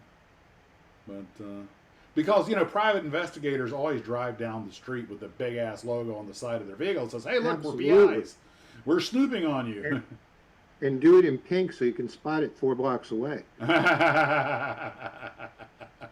Easiest car in Hollywood to track. Then, of course, everybody's favorite, arguably one of the greatest chase scenes in Hollywood, the Bullet 68 Mustang GT. Yep. Which is another $1 million car, and they did not restore it. The guy who owns it drives it, but he won't restore it. It's pretty rough looking, but it's all original. Very rough. And and as we were talking about earlier, Bill Hickman would have had no trouble leaving him in that. No, you would have left him in the dust. In that Challenger. It was a Challenger or Charger? Charger, I'm sorry. But one time when I was in San Francisco, I decided to drive the route that they drove in the chase. Oh, really? Yeah, and it was interesting. Yeah, it really was. Of course, I did it much slower than they did, but you know, it was pretty cool. Well, here's your trivia about that movie. Yes. Of course, obviously, the scenes where you can see Steve McQueen's face driving, you know, he's doing the driving. He was a great driver, a motorcycle guy. The scene shot inside the car, if you see the rear view mirror, which has his face in it, it's a scene where he's driving it. But the scenes where you cannot see the rear view mirror because the camera's moved further forward, that's when the stuntman's driving it. And Queen made bloody sure that the stuntman was driving it, or doing that hopping up and down stuff down the streets and everything. Yeah. He was not throwing his back out over that. Well, he had a problem. They had a problem with the insurance. Absolutely, they did. They didn't want him driving the car as much as he did. And by the way, Bill Hickman, the driver of the Charger, played drivers in other movies, including he was Patton's driver in the movie Patton. Yep. Driving the three-quarter ton. Yeah. No, Eric, I didn't lose 6, but I lost all of them from one time or another. I used to have an '82 Trans Am. First year they came out in that body style. That was the body style for the kit. Anyway, they had plastic hubcaps on those things, and I found out later on that a lot of people had this problem. I was driving down the road, and one of my hubcaps just come flying off. I've got a way to fix that problem with the hubcaps without using any CGI. Just add a little scene in there where he loses McQueen, drives back around, picks him up, puts him back on, and takes off again. Yeah. Because I ain't leaving one of my hubcaps behind.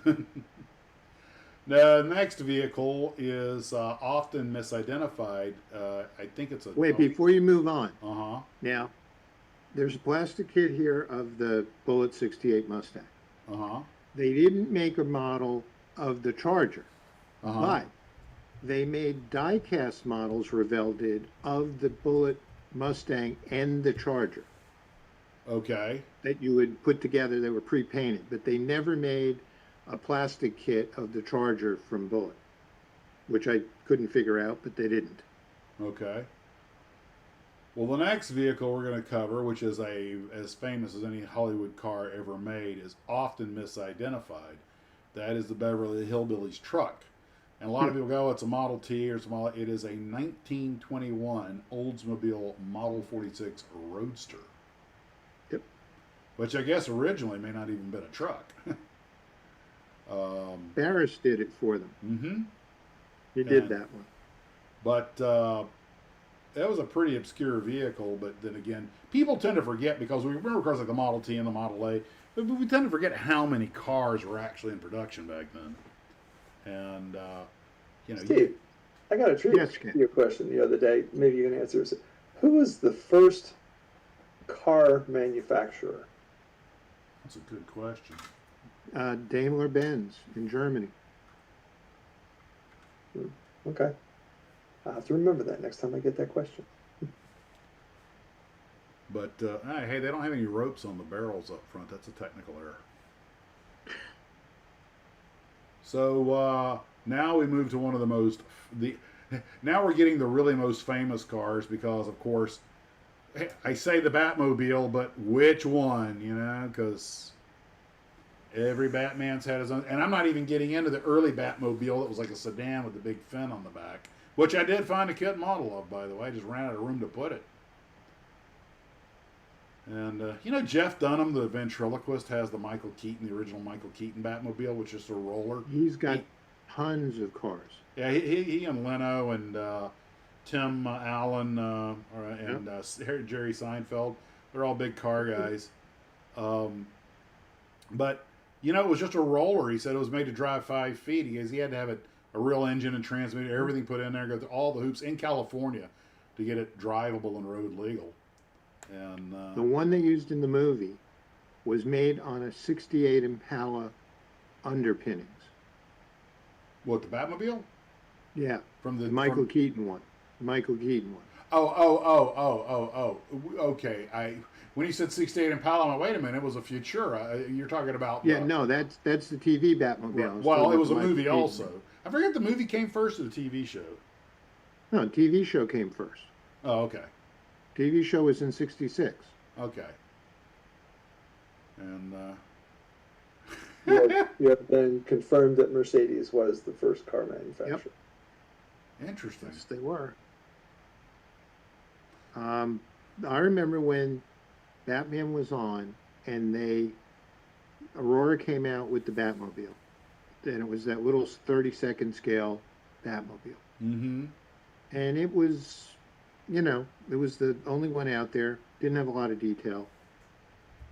Didn't have a lot of decals for like the red accents on the car. I had a guy who owned a store, like a variety store, and he sold kits. And so I bought one and I did it, and I bought another one and I did it for somebody else. And he said to me, "Why are you buying all these kits?" I said, "Well, I make them." He says, "Let me see what you're doing." So I brought one in that I made, and he said, "Okay." He said, "I'll give you the kits and the paint, and I'll give you $10 for each one that you make and bring me back." And then he would sell them for $25 in the store. Huh. Well, you know, as you know, as kid jobs go, that's about as good as they get.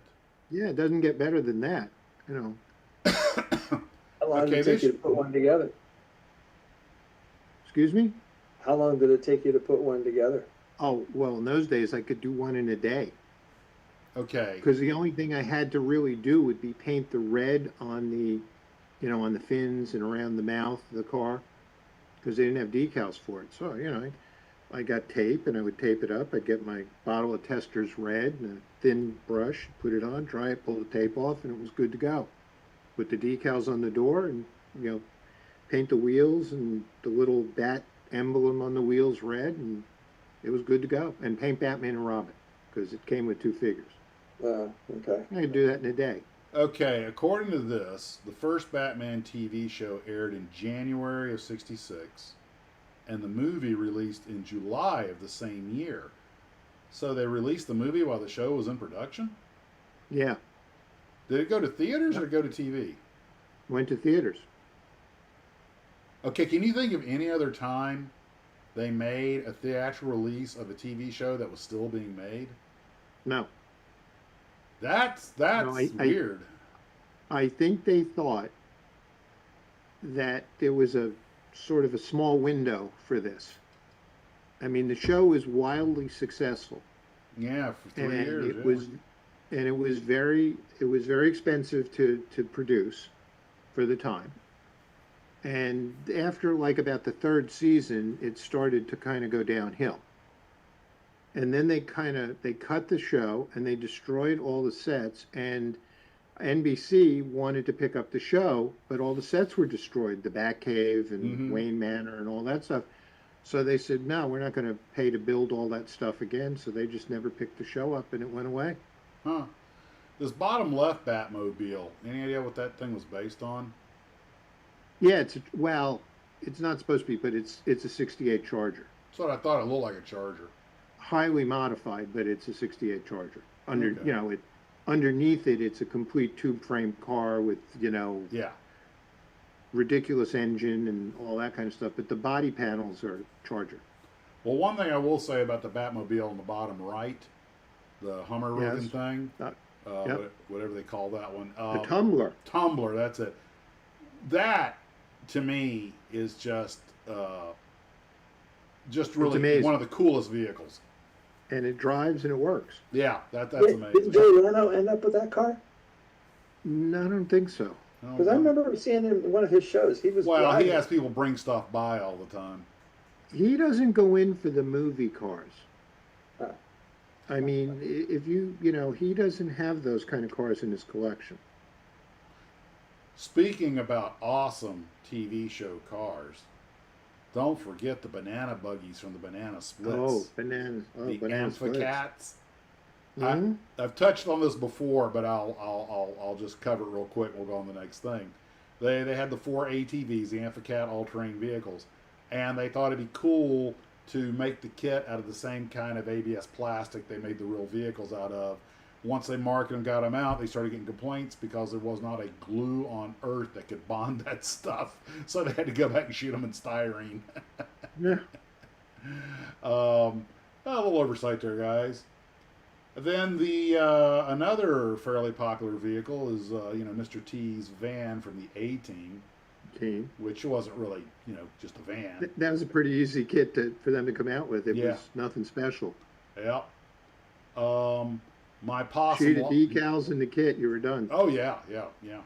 My Possum Lodge van I made out of the '82 Dodge Turtle Wax van, or this Possum Okay. Lodge. And by the way, instead of gluing the rear view mirror back on, I just came out with a way to make it more authentic. I just threw the busted rear view mirror in the driver's seat. Yeah, there you go. Not a whole lot to talk about. There comes a full interior that I did not use. That's in my spare parts bin. The Turtle Wax, but I couldn't figure that one out. yeah, I don't know how Turtle Wax must have paid them to do that. I saw this and I'm like, why would anybody get a Turtle Wax license? I'm guessing Turtle Wax may have come to them about it. I don't know. That's a good question. Not really a TV car, but my Possum Lodge van that I made out of it is, because they don't make that out of the McKenzie Brothers van, which they should. Not very standard. We got the 007 Mustang.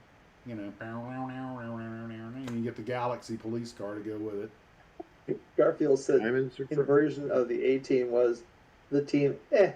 Hey. And then we get to our very last vehicle, your personal favorite, the Aston Martin.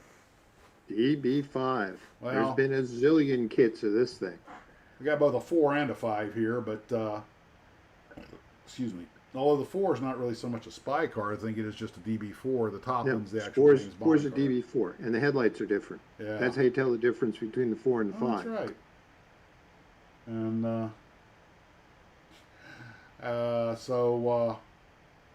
of course, you got the one with the working, as you see, it's got the working ejector seat. That's the Aurora one. Yeah. Which they called Super Spy Car, so they didn't have to pay the license. Because they're Aurora. The nicest, best DB5 James Bond Aston Martin kit was the Airfix one. Yes. The Airfix one was spectacular. Everything worked. It was perfect. It was scaled perfect. It was fantastic. In fact, I remember building one when I was a kid in elementary school. I thought it was the cat's meow. It was fantastic. yeah, and I tell you something. I got curious because I knew they'd gotten expensive. A vintage one's $235 on eBay, Yeah. and a more modern pressing of the same car is about $50. So it's still affordable. Imagine they still make it. Well, no, that's a smaller Who? scale. Airfix? No. Airfix makes it in 1/48 scale as one of their starter kits. But Yeah, but they don't. They haven't made that DB5 kit in years. And I had asked them about 5 years ago. I asked the product guy at at Toy Fair, I said, and this was when No Time to Die was coming out. Mm-hmm. And I said, why haven't you brought this kit back out? He goes, we don't know where the mold is. Great. I was like, you gotta be kidding. Great. Yeah, the 1/32 scale ones are still around for an affordable price, but the 1/24 scales are pretty pricey. Yeah, Revell's current DB5 Bond car kit is it's okay. It's a snap kit. It's not really a glue kit. It's a quick click kit. Yeah. Well, here's a 1/24 scale still in the shrink wrap, you know, from a later pop pressing for $50. And which is most of them are about 90 or 100. But that doesn't mean you're going to get it for $50. That's just what the price on it. Well, see, the other car that Airfix had, which is from the Bond movies, is the Toyota 2000 GT from You Only Live Twice. Mm-hmm. And then there's Toyosha makes a DB5, and Aoshima I mean, there's tons of people that made Bond Hasegawa makes the 2000 GT, yep. but it's you know, like you say, it was never a convertible, so they don't make it as a convertible. If you want to make Bond's car, you've got to cut it up. JM says the Airfix DB5 most likely ended up with NBC, and who knows where it ended up. Yeah, nope, it did not. They had that mold. They didn't. It didn't come across the pond. Oh, okay. Well, that covers all the Hollywood cars. Look at that, 8:53, 7 minutes to go. Wait a minute, we left a couple of important ones out. Yeah, the Smokey and the Bandit Trans Am. It's a Trans Am. It's a Trans Am. Where's the DeLorean from Back to the Future? That one was the one that was the one that I had accidentally saved something over it. Hold on, let me run and get it. Somebody sent you one. Oh, okay. Okay, well then I'll go to email.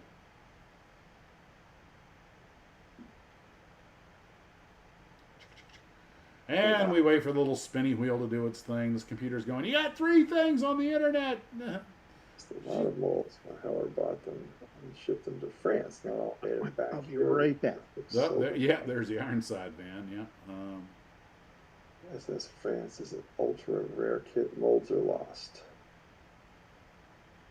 Smokey and Bandit was put up by AMT and Revell, but the first one was actually MPC's kit, but no branding. Fun fact, the AMT kit is actually the MPC kit. Really? Okay. I kind of have a soft spot for Trans Ams, since I used to have one. There we go. Whole bunch of DeLoreans.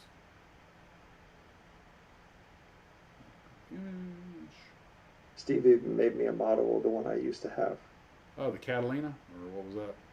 No, the Trans Am. Oh, yeah, your Trans Am. Yeah, that kit fought him all the way. Yep, I heard all about it. Okay. Trans Am is nothing more than a cross-dressed Firebird. I don't. Okay, Ken. Defend your honor, sir. Did you catch that? Yes, I did. Defend your honor, good sir. No. A cross-dressed Firebird. Woo! I laugh at you. Not a cart. They had a different engine in the Trans Am, if I remember correctly. The older Trans Ams had a 400, and the newer one, like I had a 403. 455. Okay, here we go with the, there's the DeLorean. DeLorean. No Kuntak from Cannonball? Oh, God, you start including the Cannonball cars, you wind up with everything. Kuntaks, they make a million of them. But there's the mighty DeLorean. There we go. Dun, dun, dun.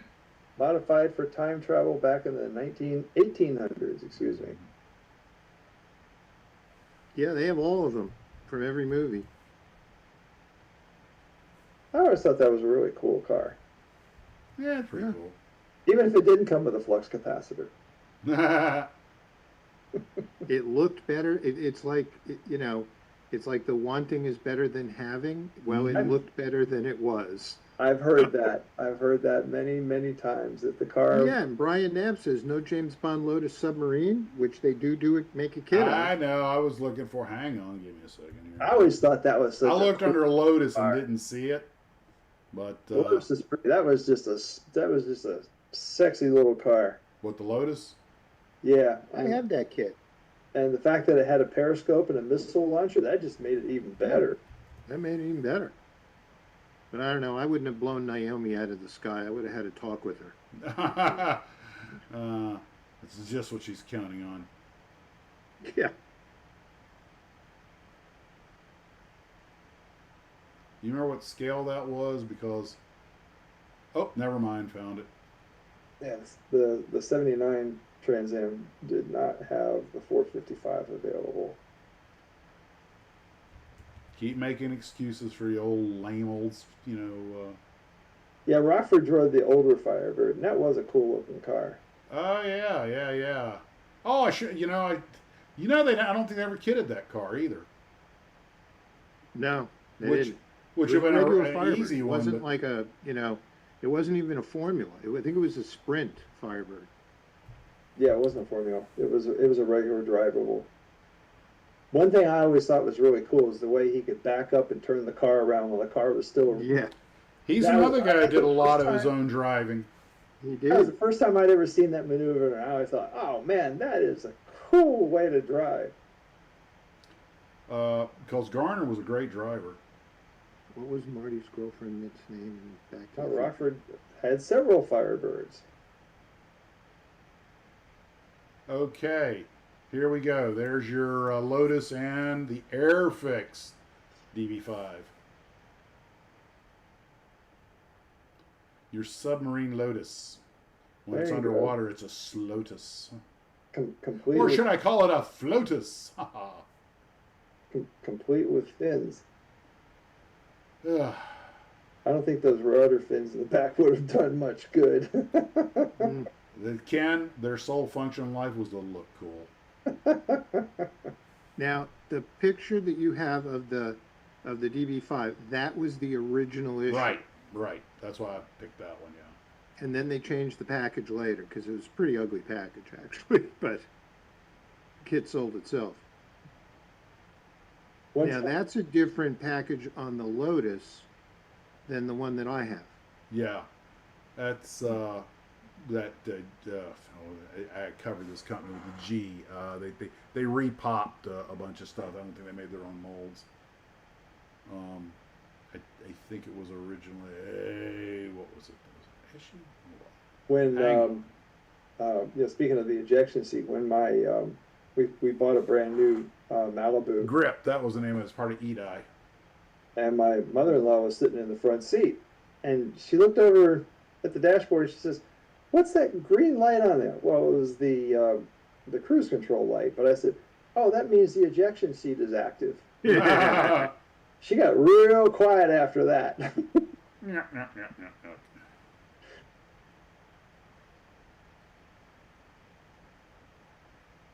Well, guys, we have covered all of our scheduled material, and we actually more or less stayed on track. Look at that. How More or odd is less. that? Well, Boy, wonders Okay, now, never I have- cease. I have a show and tell plug I want to make.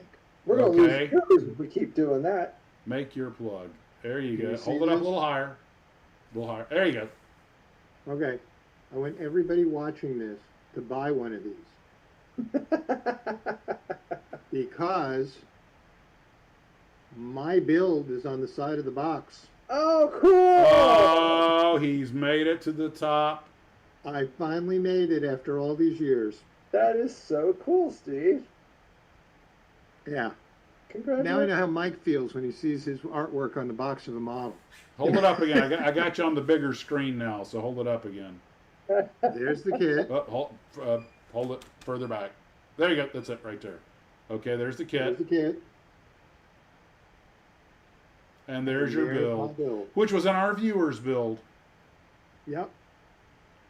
So So make sure you go out and buy a lot of these. because he gets 3 I'll cents for autograph 'em every if you one. have 'em.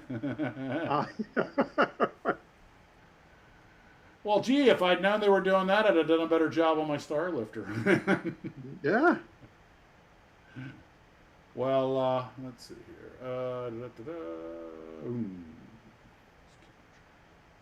Okay, well, let me go back to Zoom here and repin this. Pin, add pin. Can you Well, get a Alta pin? A said, pin for okay, I might just have to build that. Yeah. Thanks, guys. I appreciate it. Well, it is 9:01. What was it we were talking about earlier? We said we would come back to in the after show. Anybody remember? No. What was that again? It was with the Villa Riviera. I'm figuring it started with one of the cars, so I'm trying to figure out which one it was. Sonny and Cher, Simon and Simon, the Saint Volvo, Rat Patrol, Persuaders. Eric, slums it up? You mean sums it up? I don't think he meant what he said. He said what he meant. Yeah, he probably did. Oh. Sarah Jane says, Steve, sign one and send it to me, please. I hit Godzilla. Oh, the Mazer.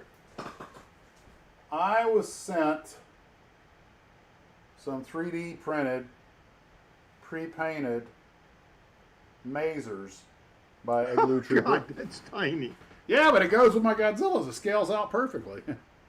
They do make models of Mazers, you know. They do. But I have several of these. And they break real easy, so be real careful. But,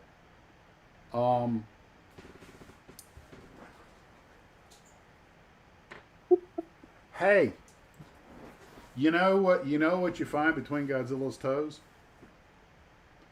I'm afraid to ask. The slowest mazer in the battalion. But well, Dad wants to see the Riviera again. Okay. Let me put that up here. I was up here with the box art. Okay, yeah, there's your Riviera. Put Steve up biggest. Make him real big so they can see it. Hold on, Steve. Yeah, let me. Okay, let's put. Whoops! Shit! Sorry, Ken. I accidentally put Ken in the waiting room. These things are real close to each other. Let me see if I can get Ken back here. What? Admit. Okay, he should be coming back. I'm on the show. No, wasn't that your big show? I showed that already. Oh, you did? You missed it? Yeah. Huh. Thanks, Max. Sorry, you got a timeout. There it is on the big screen. And I've gotten a request to show my gifts that I just got. Okay, go ahead. We're in the after show now. We can talk about anything that's not on the banned list. I like the way you said that. Yeah. There are certain like things that. we're not talking about, so. Yes. Cassuin says, just like that, Ken was disconnected. One moment he's there, one moment he's not. Life is Can so you see fragile. Can you see this? Up Raise and it back up. a little bit. Up and back. Raise it up. Right there you go. And now come back towards your face. Just put it back on your face. It's completely blanked out. You're gonna have to. Okay, try coming forward. Oh, okay. Hey. Now it's kind of. Why don't you kill the background for a second? We know what your basement looks like, so. Hold on. There you go. And it's still now it's blurring it out. Back. Put it right up against your face. You're getting blurred, Steve. It's real blurred. Mm. Anything that's not right at range, it's maybe if you put it on your shoulder, that might do it. Hold on. Let's Just remove. There you go. That should work fine. try that. There you go. I see Godzilla. Dun, dun, Minus dun, one. dun, dun, dun. Then I got. Hold on a second. Hold on. If you're gonna do that, I got to get the right music in the background here. Let's see. D.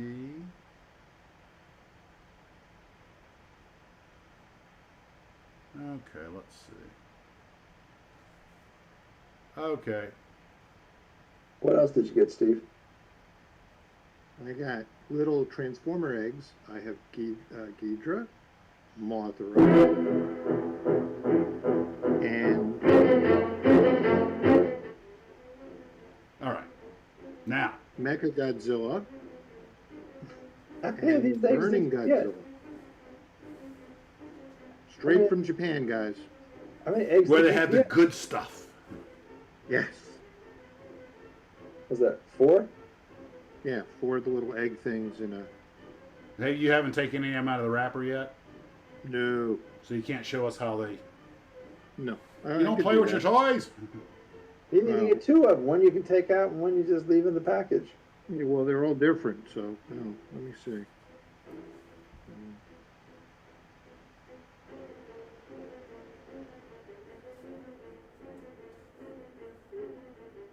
What are you doing? Taking one out? Yeah. Careful. Don't damage it. They're worth more with the original packaging. Yeah.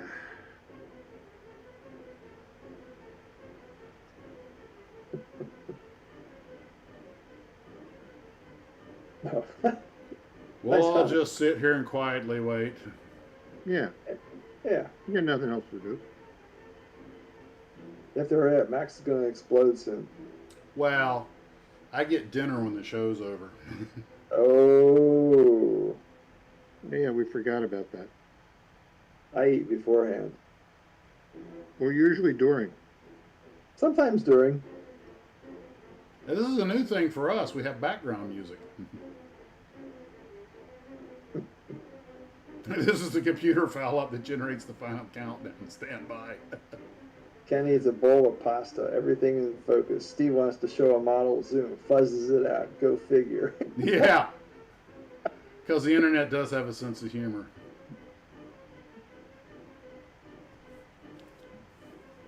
How about those jets? Oh, yeah. Those aren't pillows. We're just old kids. Yeah, pretty much. Yeah, more or less.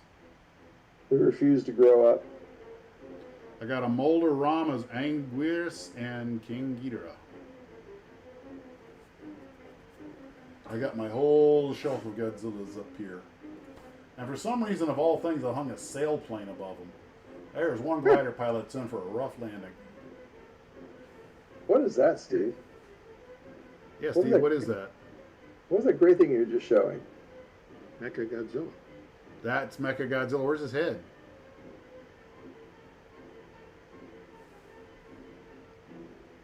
See? Oh, there he is. Okay. Okay. And And he folds back into himself. Convenient for storage. yes. From the... Reminds me of Humpty Dumpty. I want a Mechanicon like that. There you go. Oh, that's cool. It goes from an R2 unit to a Mechagodzilla. From the Mainway collection. And our hero, Erwin Mainway.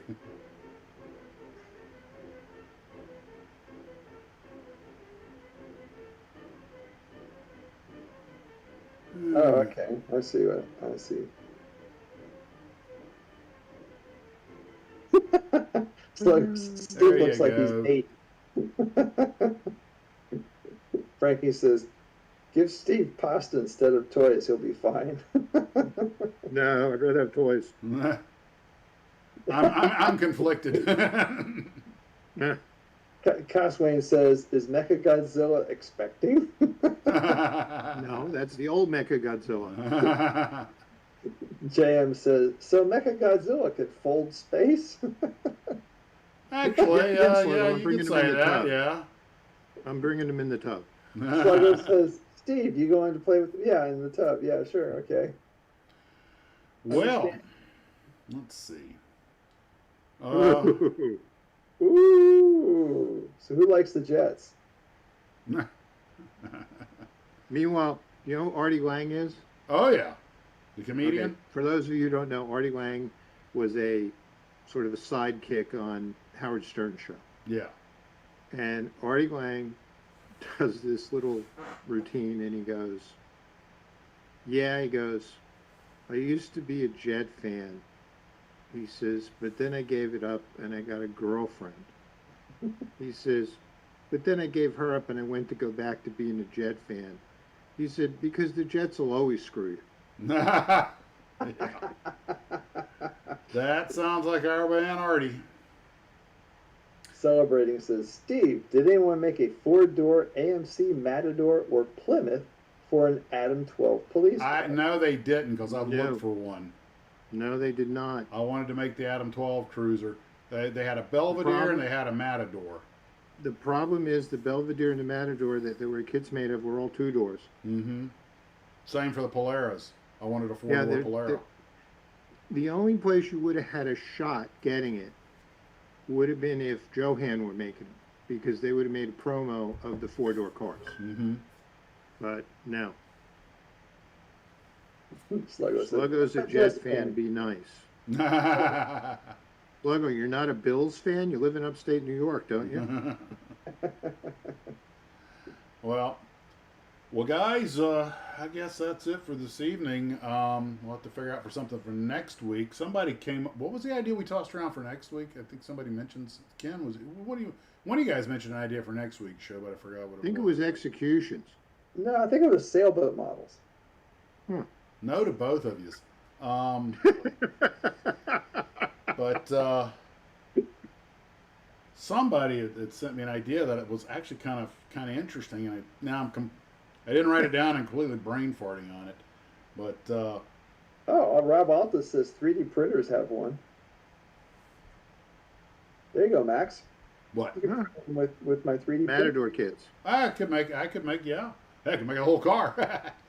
Oh, let me tell you something. My son got me for Christmas.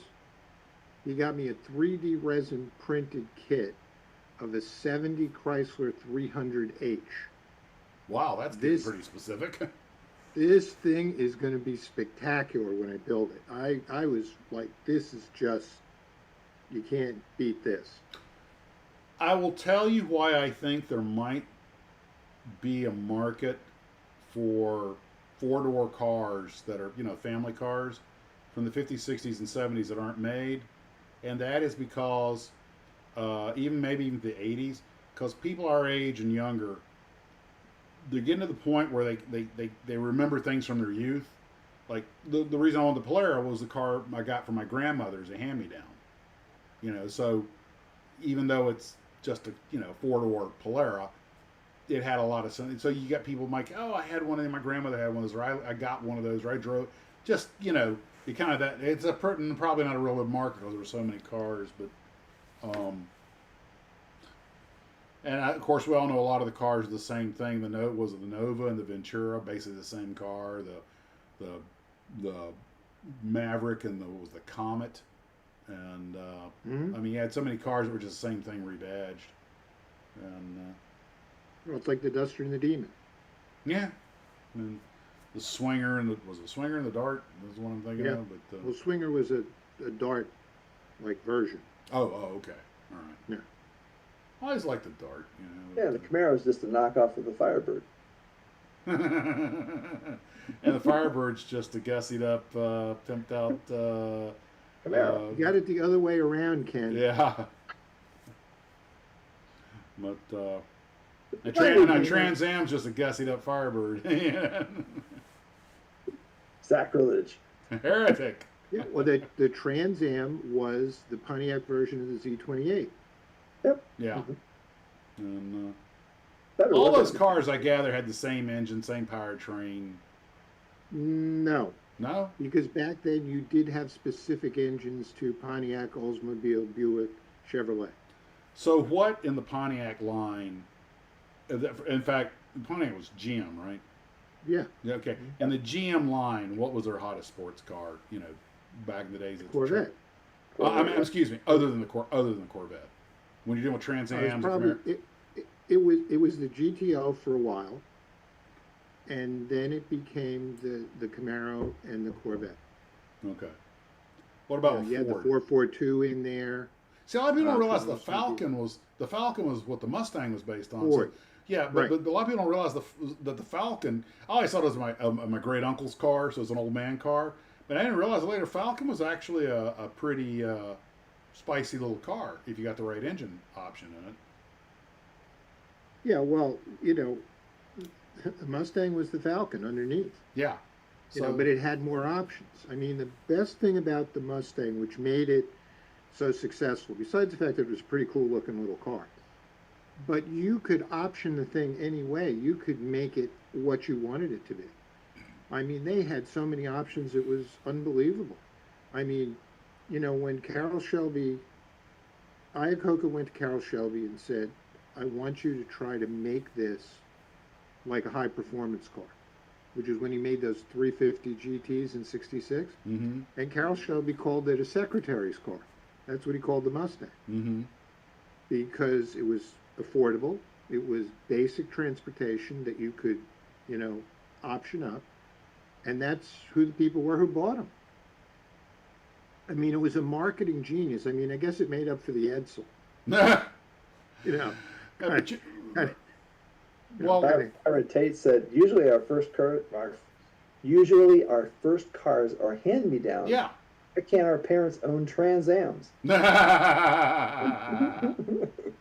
Well, I remember the first car I got, which I kind of conned my father into buying because I knew it would wind up being mine, was he bought a 65 Plymouth Sport Fury.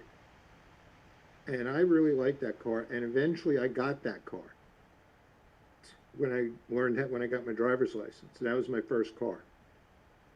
Nice. well, Leno tells a story about telling his dad to get some kind of hot rod or whatever. He got the 7-liter Galaxy 500, And he went to his father was buying the car, and when his father would get up to the bathroom, he'd take the sheet with the order and tell the guy, add this, add this, add this. And then he says, father gets the car, and he gets in the car and starts it up, and the car's got this deep exhaust, and he goes, what the hell is wrong with this car?